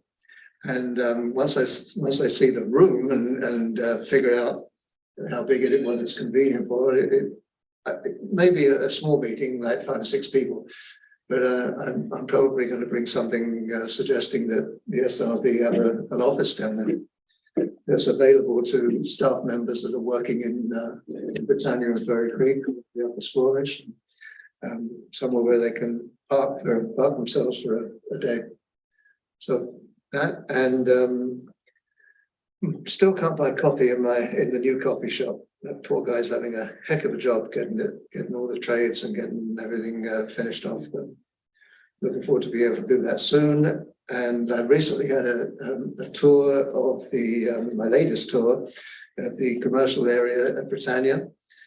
Got to look around the what do you call it, apartments that are being built. I think there are 13 altogether. and they're fascinating. You know, there's some of they've left these sort of 3x6 beams exposed, and so they're really kind of funky and interesting. And the views for some are fantastic. They're looking straight down the sound, and that's really moving along. And looking forward to buying my first pint of milk in the grocery store and my first pint in the pub. But it's getting ever closer. Thank you. Thank you. Mary B. Mary B, I don't really have much. We all jumped in the lake on New Year's Day. Well, 40 to 50 people showed up, and last year we were doing that as a fundraiser for the pool, and that was mostly around the pool, so that was really positive. That's busy. Darren Oiki organized a award ceremony for some of the fire people and recognized there's a bit of catching up after COVID going on, and so it's nice. You know, the Music Society holds their first event and so on. Those kinds of things are going on. It's good to hear Crystal's report on the agriculture and all they're doing, where our farmers are really struggling in B. I hope that they can all keep going. And what else? Oh, I asked a question about the funding continuing to be around surgical equipment for the Lillooet District Hospital. And what are we doing here? Hello, Thompson Regional District, because we closed our program. Oh no, we're reopening it in the spring. So that was surprising and good news. And we're making progress, very slow progress nevertheless, on the little park at, it's called Seton Park. It's actually on Anderson Lake. We're going to work on what we're calling it once we consult with people there in Seton Shalath. And yeah, that's it. Thank you. District of Squamish. Chris or Jenna? Take a first crack and Jenna can fill in. So just call it a few things. Yesterday was quite a big day for us. We had wood fiber LNG and Fortis present to us at our committee of the whole for 2 hours. Some pretty tough topics. They're hoping to move ahead with a very aggressive work schedule, but they haven't sorted out their workforce housing, which means we are facing massive impacts to our already very restricted housing market. And if these people have living out allowances, what that's going to mean. Our tourism sector is quite concerned because they are threatening effectively to take up all of our summer tourism accommodation. So they got a bit of an earful, I would say, and there's some real issues to work through there. Bit of a preview for tomorrow, but we are Alex Monroe Fire Hall is finished. It's an incredible new facility for many reasons. So we've been able to spend some time there, strategic planning as a council. So it's just really exciting to have an emergency operations center out of the floodplain and just a climate ready, disaster ready new fire hall. And again, we'll hear more about that tomorrow. In the end of the year, we saw that climate change, and in the past climate changes here between king tide and the weather. We've had some flooding downtown. Our public works has been very, very busy, and a lot of support from the community and some private operators to help us get through these things. So sort of good and bad, good in the way that the community has really come together. And then I think some things for us to learn as we figure out how to live with climate change. And then on a little more wholly positive note, we also had a youth council come present to us yesterday. So that is youth from across Squamish who have a sort of a shadow council almost, and they're planning a bear's den, which is like the dragon's den, and they are looking to award $10,000 to a local nonprofit who will be providing some sort of services or programming to youth, but the kids and the community will decide what program gets that funding. So that was a really, really exciting presentation. I think that comes up in April, the actual event. And so I think everyone will be really looking forward to that. And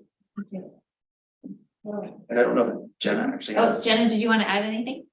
Just quickly, folks may have seen, not this past weekend, but 2 weekends ago, we also had a fairly catastrophic failure of one of our sewer lift stations It was already set for replacement in the spring. We had sent out an RFP for that work to start in the spring, but unfortunately it failed before we were able to get to it. So our crews were out for over 48 hours trying to build a workaround. We saw some amazing support from our community. We had 9 different trucks up that were trucking sewage. Unfortunately, it did mean that we had to release some of our wastewater into the Squamish estuary to avoid it backfilling into people's homes. So it was a really significant event for our community. We have figured out a workaround and are working with Ministry of Environment just to make sure that there aren't any residual effects in the Squamish estuary. But unfortunate, but just wanted to touch on that because folks may have heard about it. Thanks. You did. Thank you. Okay, I'm just gonna focus on one topic, our asset replacement financial strategy. We just got done. It was completed by a company called Your City. And we were all a little surprised to learn that Lillooet has 93 million in assets. And while that seems good, that means a lot of replacement funds are going to be needed in the coming years. And this report has taken us a long time to get here. It's but I think it's going to help us in the long run with grant funding, knowing that we have this now in place. So where do we start? I plan on informing the community first and foremost in many ways, beginning with a newspaper article that I'm going to do every 3 to 6 months. And I'm going to call it the Mayor's Corner. And it's just going to be like my first submission will be listing all the assets Lillooet has. And I think, well, it was an exercise that we did at our strategic planning. And we all took a piece of paper without looking at anything, wrote down all the assets we thought we had. And oh my God, it was an eye-opening exercise for sure. So I think that it's important for the community to know what assets we have, because a lot of times, you know, people will just say, oh, what is Public Works doing? They're not doing anything, or this isn't getting done, or that's not getting done. But when you actually point out, so we have X amount of Public Works, and these are all the assets that they're looking after, then that's, you know, that's community buy-in, so to speak, so that there's a better understanding of that. So I think that's really important. And we want to provide and educate, share, be transparent to the community about all council information. But asset management is going to be the first up, and I'm hoping to get that buy-in. And, you know, this being whatever council wants to do with this regarding raising taxes, because now that we have this, you know, in here is our, you know, how much we're going to have to put away. They give you 3 scenarios. You can do it small, you can start out, or you can do it, you know, mediocre, or you can go right in and start putting away. Nobody's put away anything in the last 60, 70 years. So, and when you got 93 million to go, well, that's a long ways, right? So, but I think if we start and take that first step about, you know, just telling people what we have, then I think, again, you can get that buy-in to say, okay, where do we start? We have to take a step. Nobody's taken a step. Let's take that step and see where it goes. So I'm glad that we're at least at this point. Knowledge is key, right? Thanks. Thank you. Who else do we have? Russell Match. So Area C, not a lot happening at the moment. People are definitely working, logging and such still going on. Waiting for spring. I think everybody's getting a bit antsy. I've been to 2 virtual meetings with our Henry Farmers Institute and AAC the last week and a half about proposed amendments to our agricultural zones and such. We have a meeting here tonight, a public information meeting at 6. And yeah, they're getting very engaged, which is really quite interesting actually. And our membership for our upcoming 2023 AAC committee is due in by the 27th, Friday. And I'm hoping that we will get a bunch of new people putting their names forward. Because I think that would be really good for that committee to get some new voices on there. And farmers that are, you know, really struggling in some sense. So anyways, that's all interesting. Our roads are still horrible. We will be having a meeting with MOTI at some point to start the process of saying, when are you gonna fix the damn things? But that's an interesting discussion, I think. But anyways, I'll leave it at that. Thanks. Thank you. Two quick projects of note where our OCP review is pretty much full swing now. We've got kitchen table packages to hand out to folks. We're hitting all the different demographics, community groups, all that sort of thing. So we're in the information gathering stage. That'll happen right through, well, for a number of months, obviously, but yeah, it'll be exciting. There's a couple of different initiatives. I'm handing some out at the high school, trying to get different levels of involvement, that sort of thing. So looking forward to seeing how that goes and being part of that. And our community forest now is sort of in its, well, we'll call it its third year of operation. Second full year, really. And we are just at the point of going from an interim board to a permanent board.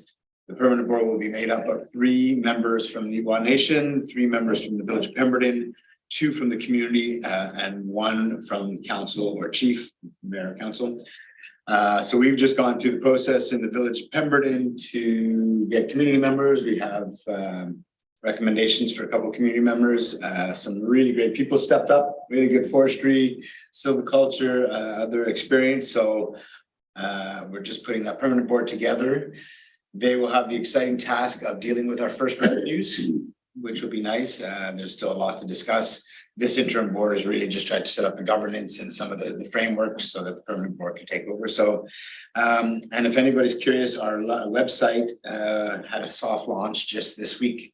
It's the Spelpuntum Community Forest, and SPELKEMUTN.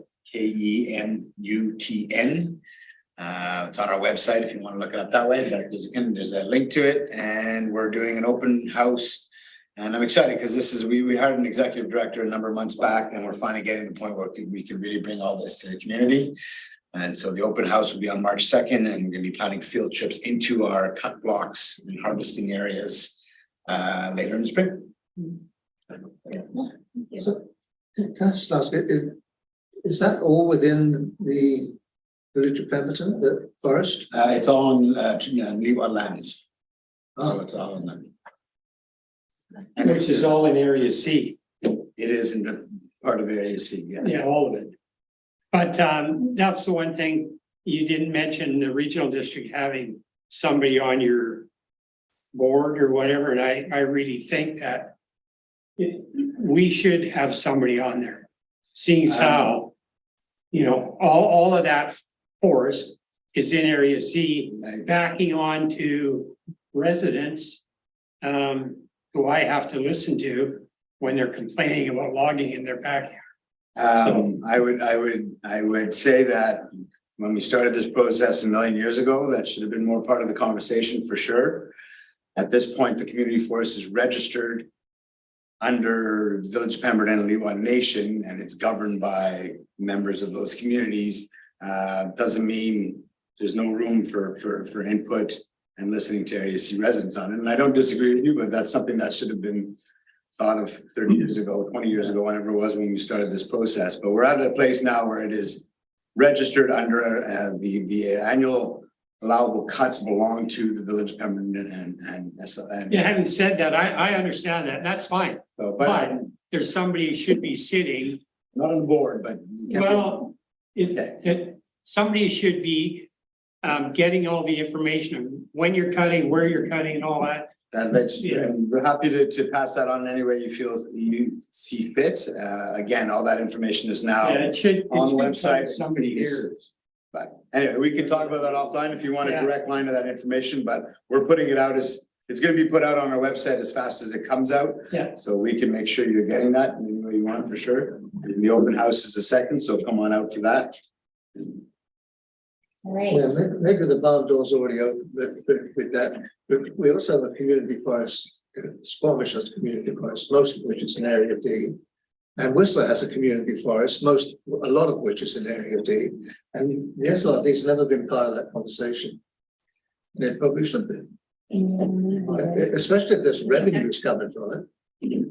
Yeah. No, this isn't the time. Yeah, No, we're gonna close that barn door right now. Yeah, that's fine, that's fine. Well, So, okay, so Whistler's brief update is that starting January 27th to February 5th, the FIS Nordic Junior World Ski Championships is happening in Callahan. Come and check it out because I think there are 800 athletes competing in cross-country, Nordic combined, and ski jumping. And it is so exciting to watch. If you can take a little bit of time and head up to the Callahan and support those kids, they're incredible. And now I'm a ski jump mom, so so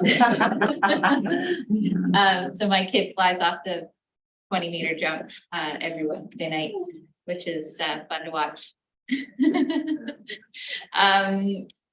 Okay, and the other thing that happened in Whistler last night was we got our first official unveiling of the Rainbow Park rejuvenation project, which is wholly funded by the Resort Municipality Initiative. But what it means for Rainbow Park has become somewhat of a large destination park in our region. We saw 176,000 visitors to that park in July and August last year, which is a lot of people for 140 parking spots and a very small space. And it's been really challenged. It's been beat down over 30 years of being a park, and we have all kinds of drainage issues that have made the park less hospitable over the years. And so last year we did a major renovation to the parking space to really facilitate a lot more accessible parking. A lot of trail connections into that park now. But what we're doing this summer is raising the whole area right up so that drainage is possible. It'll help with goose mitigation strategies, and it'll make the whole park a lot healthier. But it means that the park will be closed for the whole year. So that's a lot of people to displace into other parks. So where is that? it's on the West Side Road. So it's the big park on the far side of Alta Lake. So you won't be able to access the lake at all from that side? Jenna. Holy cow. Yeah. 1 mile's closed. Jenna? What's the Resort Municipality Initiative? That is provincial funding that we get as a resort municipality. And it's an annual allotment. I don't know the number this year, but we can only use that funding towards tourism initiatives and infrastructure that supports tourism in our community. It doesn't go for operations or anything like that, but it paid for things like Metals Plaza and a lot of projects that taxpayers couldn't support otherwise. So that funding supports our trails and parks networks as well. Cool, thanks. Also appreciate the heads up that people will be accessing more lakes throughout the corridor if they can't get to Rainbow. Yeah. You obviously need to become the resort district of Squamish. All right, with that, let's move along to 10.2, which is a resolution with respect to MODI maintenance and project plans. Did you want to speak to this briefly, Director DeMare? Yeah, yes, please. Yeah, I think as you're all aware, Area A being rural as we are, and Area B being mostly rural and and even parts of area C and area D. We're always working on as directors on roads. And it's a continual issue, and it has been for area A.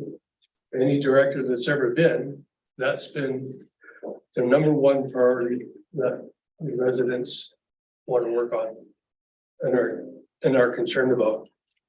In the past year, 1 year, we've had 8 fatalities in between area B and area A, 5 on the Duffy and 3 on Road 40.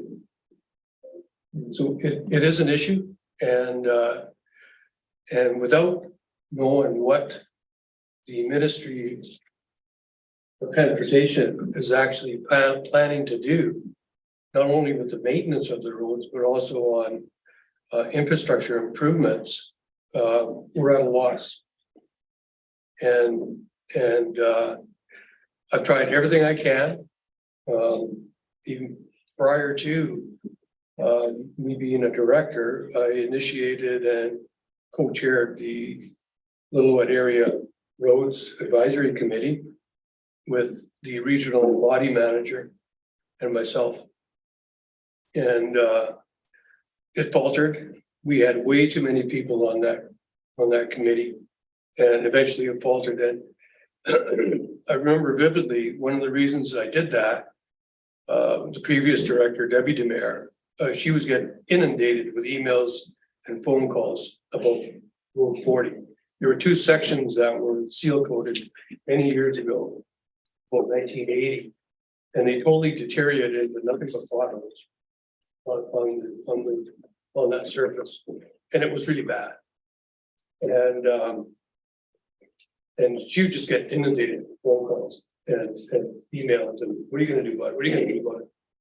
And that's what initiated that me starting that committee, and because I felt sorry for her. And I remember when the announcement came that they were going to repave those 2 sections and do Goldbridge and Seaton Portage, do that. I think it was about $8 million of paving. The co-chair of that committee came to me and said, I knew this all along, but I couldn't tell you. Well, we're having all those meetings. And that you want to talk about frustrating. And that's where part of this comes from. We've asked at our MLA sponsored meeting that we have with who I mentioned all the participants are. We've asked for a short-term infrastructure plan and a long-term infrastructure plan. No results. I've asked for the quantified maintenance plans, no results. So that's where this comes from.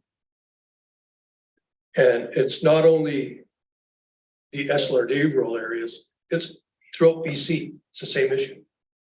You go to the conferences and it's always a topic because we're all in the same boat. I think that the question would be, what would you do with those plans if you had them? Mm-hmm. And I'm not being facetious or like, what would we do with those? With that it's not what information? we do, it's what we know, right? We know that they're actually going to do something. They're looking at various projects.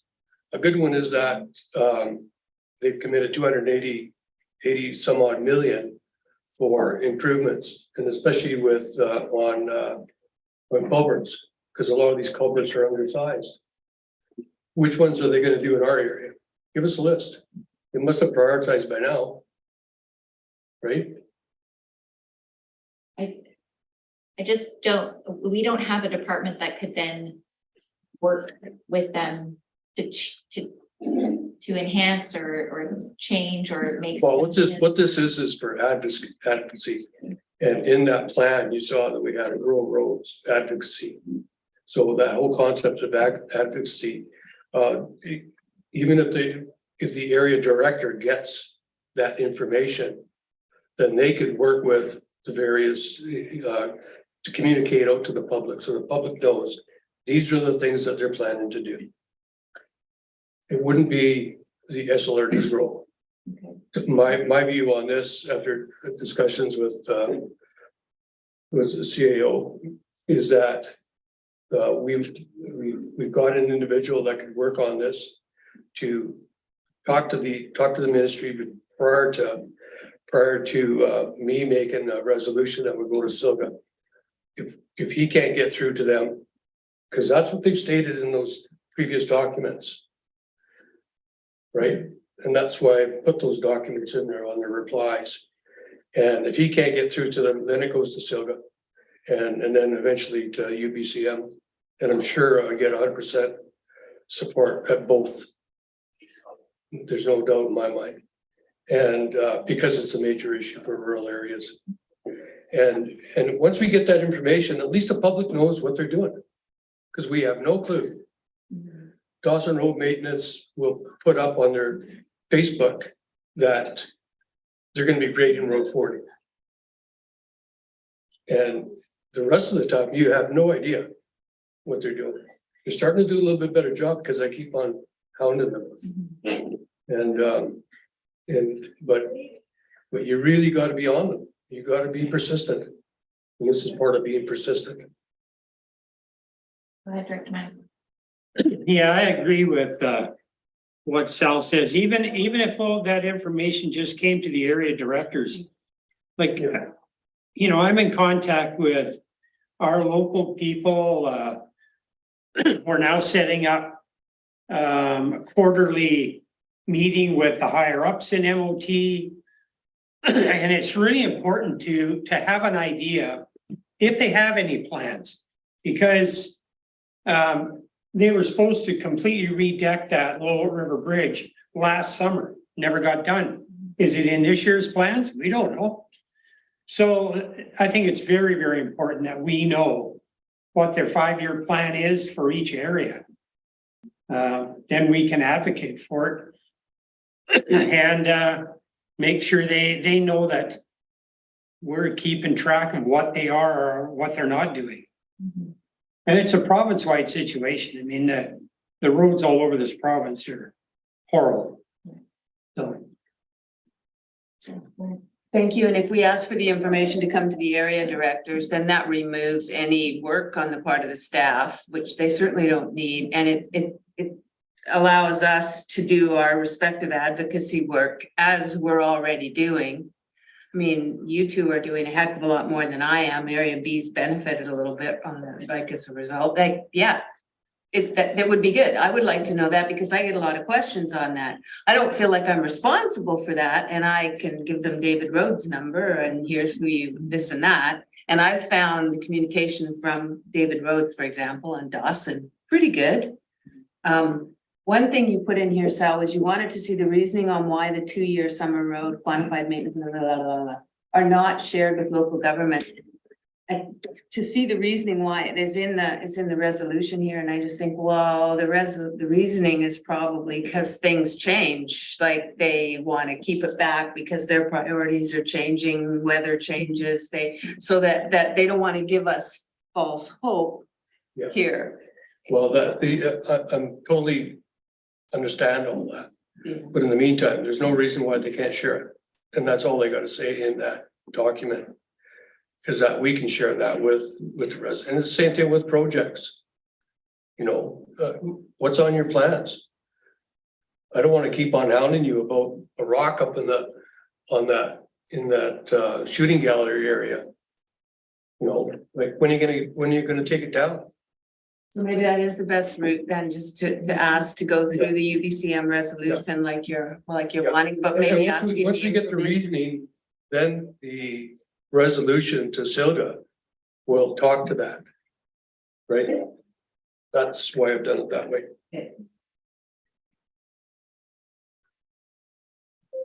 So I'll make a motion. Okay, moved by Director Demers, second by Director Rainbow. Further comments? Anyone opposed? Motion carries. 10.3 Area D and District of Squamish Agricultural Plan. This is that recommendation that the amount of $40,000 be allocated from the Southern Pilt Fund to the Squamish Valley Agricultural Plan on an ongoing basis. No.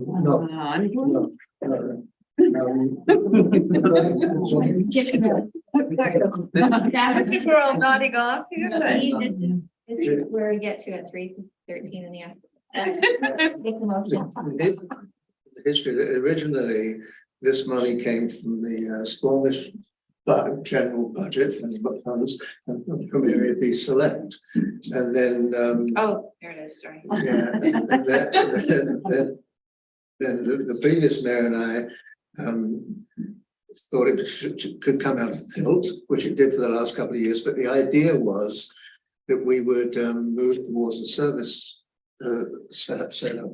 And we haven't got there yet, so we're saying again this year, 40,000 from Pilt, from Southern Pilt, but we want to formally suggest that staff examine the feasibility of establishing a tax requisition to support this on an ongoing basis. Got it. There we go. So, Thank you for that. By Director Ramos, second by Director Herford, comments? There's been lots of work done in with the Lillooet Area B bylaw, so this should be a similar process that could model off of that. that might sort things up a little bit. I would just say this is a good data point to our earlier discussion. Yeah. Because this is the third time a board will have passed this resolution. Right. Yeah, So this is the third time that we've, it's again, just an example of the need to prioritize fine capacity, but. And maybe you come back and say, we can't do this for 2 years, in which case we can then look at. Yes, that's right. Yes. And the other thing that I haven't expressed it here, but which Armin and I talked about, is that that Southern Pilt Fund, it's run on a sort of a handshake agreement. Fanny Heinzman and I, about 6 years ago, decided that as far as the two of us were concerned, if we both agreed about something, we just present that to the board, which was fine. And it worked well with Karen Elliott and myself as well. And that's how we continued. And so now we started doing the same with Armin. But again, way back then, there was a suggestion that what we really needed was a written policy about that pill fund that didn't depend on the personalities involved and would be there in perpetuity. So that's something that I guess we should talk about and see where we can go from there. But that's the long-term plan. Go ahead. Yeah, thank you. And the second part, which to Craig's point about this has been passed or been discussed previously, I think is my intention there is that it's not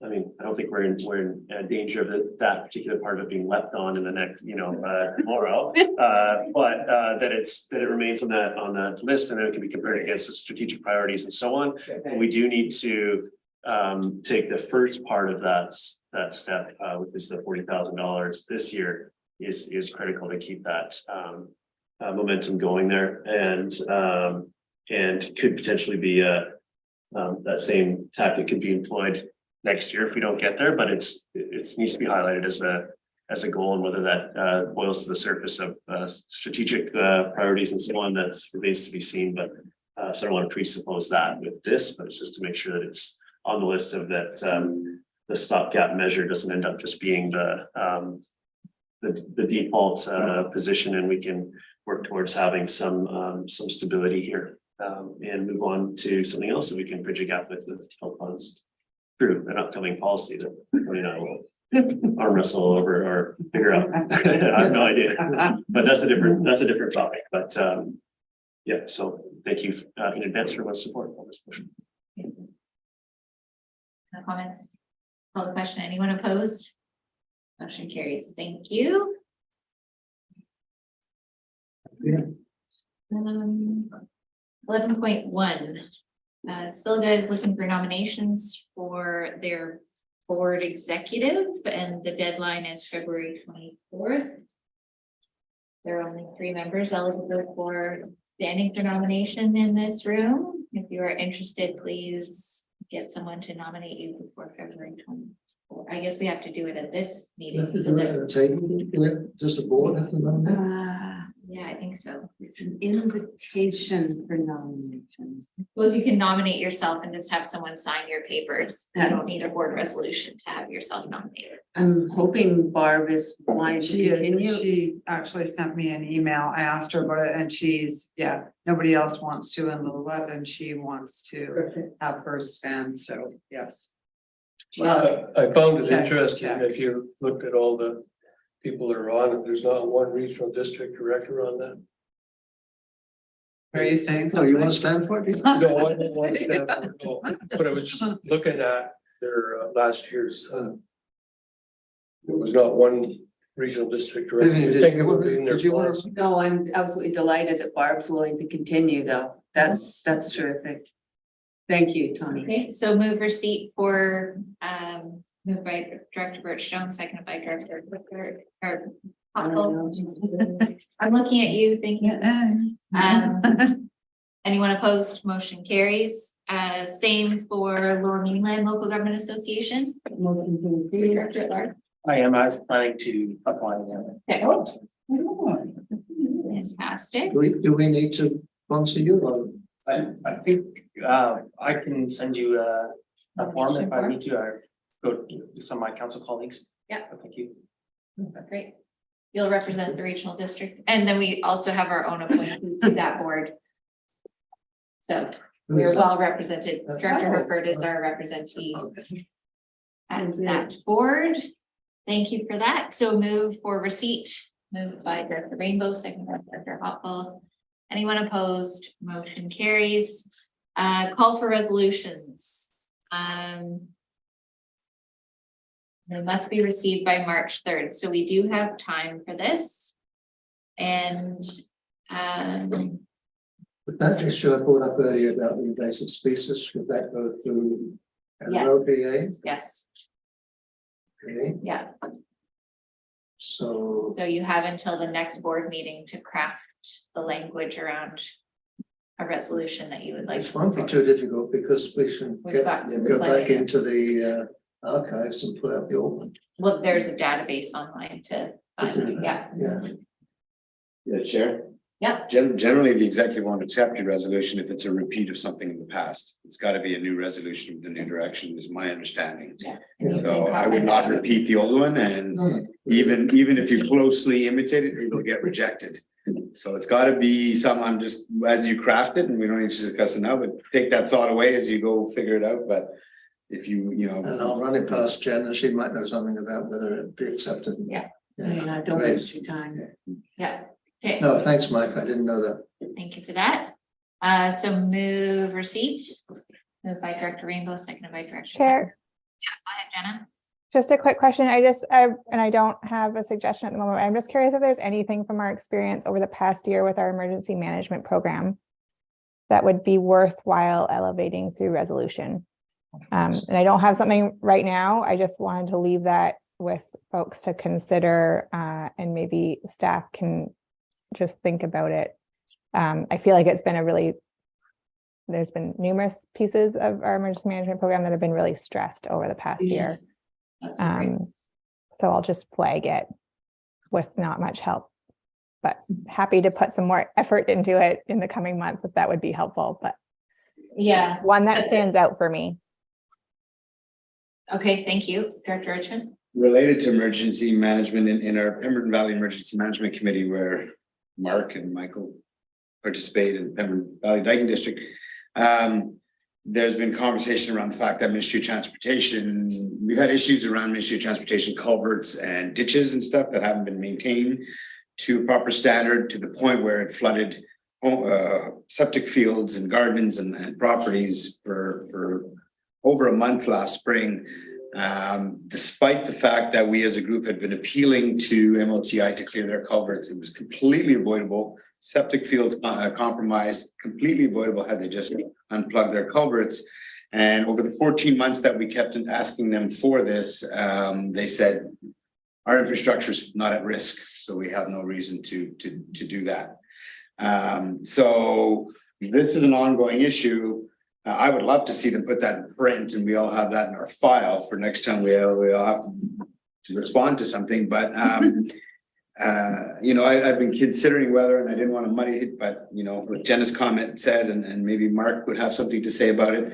Some sort of resolution around the fact that Ministry of Transportation's infrastructure needs to be maintained to a level that does not impact, i.e. flood. Adjoining properties. Adjoining properties. We have it up the valley, the meadows, it happens, as in the grandmother slough, it's been a number of cases. So just throwing out there, I don't have a resolution crafted at hand. I would actually, as Jenna said, sort of refer to our emergency department to see if they.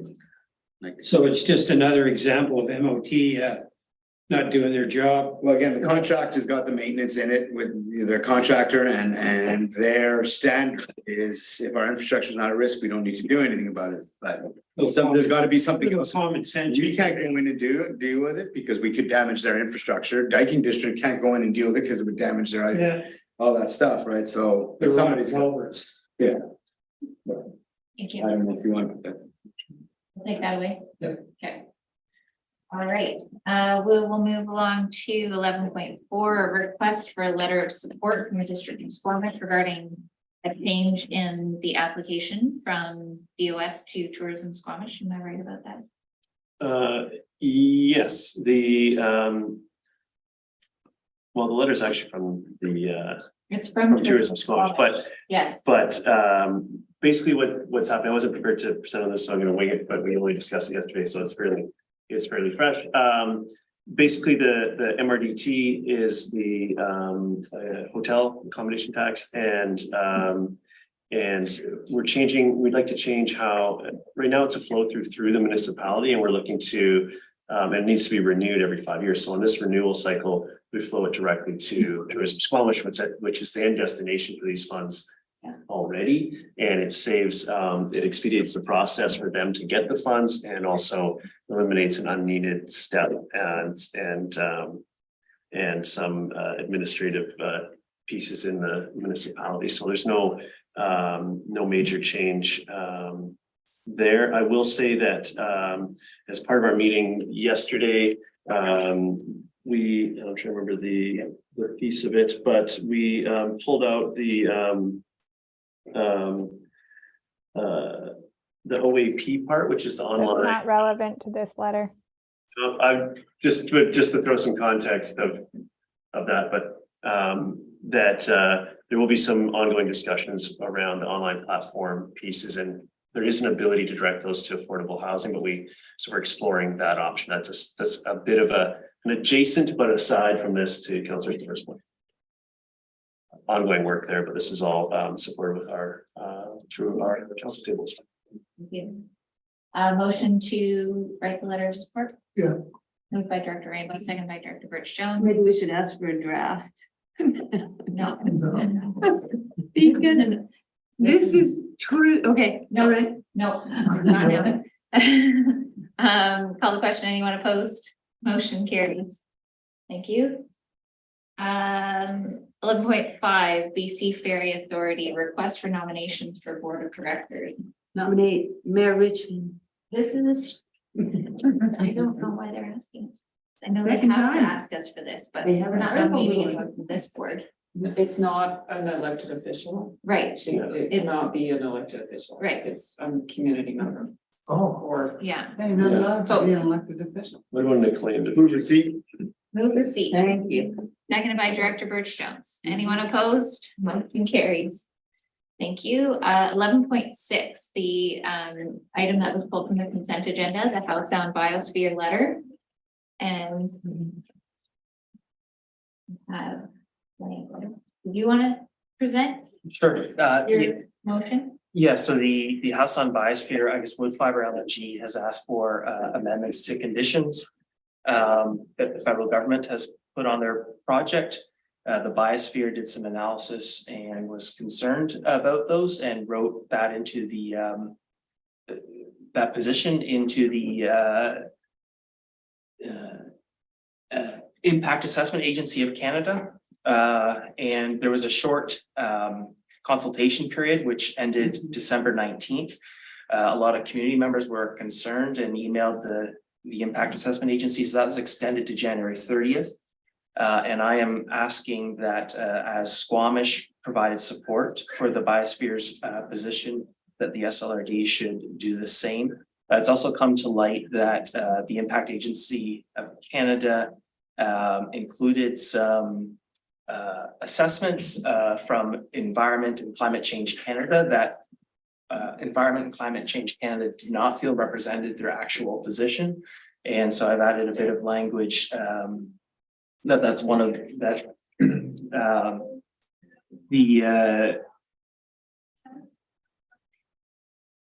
that is one of the concerns, that those Environment Climate Change Canada concerns have not been identified in the impact assessment. So I can forward people a copy of the whole resolution or just read it out.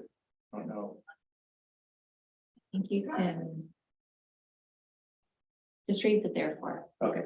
Resolve that the board chair be directed to share this position with the appropriate parties by January 30th, 2023, engagement deadline to be considered by the Impact Assessment Agency of Canada, and resolve that the chair also share this with Squamish Nation Council, MP Wilder, Federal Minister Stephen Guilbeault, Federal Minister Joyce Murray, Ministry of Fisheries, Provincial MLA Jordan Sturdy, Provincial Minister Bowen Ma, Josie Osborne, Ministry of Energy, George Heyman, Ministry of Environment, Nathan Cullen, Ministry of Land, Wood Fiber LNG, and Forest BC. Questions? Squamish Nation in there? That's a motion. Yeah, I'll they were second, first. I'll second that. Okay, so moved by Director Pettengill, seconded by Director Rainbow. Any further comments? Anyone opposed? Motion carries. Thank you for putting that together. I probably pull that as well. So that deals with my first question. The second question I had, or second comment, is that WLNG exists within the district of Squamish, and so they regularly present to, I think it's regular anyway, but they present to the district of Squamish, and they see that as their point of contact. Given where that site is, it really has an impact on Area D and the SLRD as well. So my question is it time that we should, we, the SLRD, should have a formal meeting with districts of Squamish to sort of coordinate, or for us to sort of bolster what they are saying? Go ahead, Director Stoner. I think it is due time that Wood Fiber and Fortis BC both come and present to the SLRD board. What we heard yesterday in council chambers at the district of Squamish, Councillor Pettengill alluded to it a little bit, but they still don't have a workforce accommodation plan, but they have over 300 workers coming into the community starting next month. And that has the potential of having ripple effects as far as Whistler, down definitely to Furry Creek.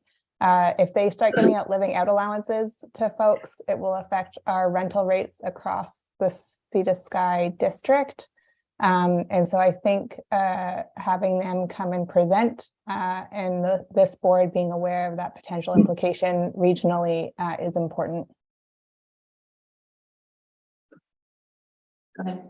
Well, just earlier in our discussions, we talked around this table. There's been some talk around regional coordination of particularly of affordable housing, and this project is a major infrastructure project. But when we talk, and I think as we've all recognized, there's a housing crisis, and it's been recognized at the provincial level as a housing crisis. And there's some actions underway there to look at supply and all these things, but also defending what shreds of affordability we do have, I think is incredibly important. And I think is on all of us. And that is one of the key pieces, key challenges we're having with this the implementation of this project at this point. And yeah, hundreds of workers, no plan for accommodation, 0.5% vacancy rate. What happens? We see spillover from one area to the next when these crises happen, and absolutely, this is a regional. The implications of this are so large. It's undoubtedly a regional issue. So I think it's totally appropriate that they come and present and speak to that amongst all the other moving pieces too. I was just gonna add to that too, that I was just saying to Vivian and Sal on the way here that BC Hydro has done that. They came into Lillooet a few years ago. And what happened was they created this false rental market. So everything, as well as prices going up, everything went skyrocketing because before you know it, people were renting out their rooms or they were just moving out of their houses, moving in with the neighbors and renting out their houses for these astronomical prices, and the rent was going, and still is, through the roof. And now I think this year we've got 60 people, you know, in housing, and like I said, it creates a false rental market. And who's left? Like us, you know, we're trying to figure out a place to rent for our communities or medical staff coming in or whatever, and it's not possible. It's really something that it needs to be addressed for sure. Just to that point, BC Hydro, I've been in communications with BC Hydro on their Lejoy Dam project, which will also be 300 people. And mainly during the winter for the first couple of years of their project, because you have to draw down that reservoir. And it'll be interesting to see, we've got our new housing society now in the valley, and they're going to be part of the conversation. So these meetings are actually going to start very quickly within a month, and it'll be interesting to see where we go. What we're trying to do is get some accommodations built that will be affordable housing in the end. But that's a lot of people. Yeah. So, I can go on about this. yeah, It's we not can talk important about to this what we all just day, did, and yeah. now is not the time, because we've got another meeting to start. It's super important, and so I would ask that someone make a motion that we request that Wood Fiber LNG come to a delegation of our board. Wood Fiber LNG and Fortis. Ed Fortis, yeah. Moved? Yep. Second, Yes, and the wording of that was together, jointly. together. To come to a delegation of the board meeting as soon as practical. Probably Before they start moving work. Yeah.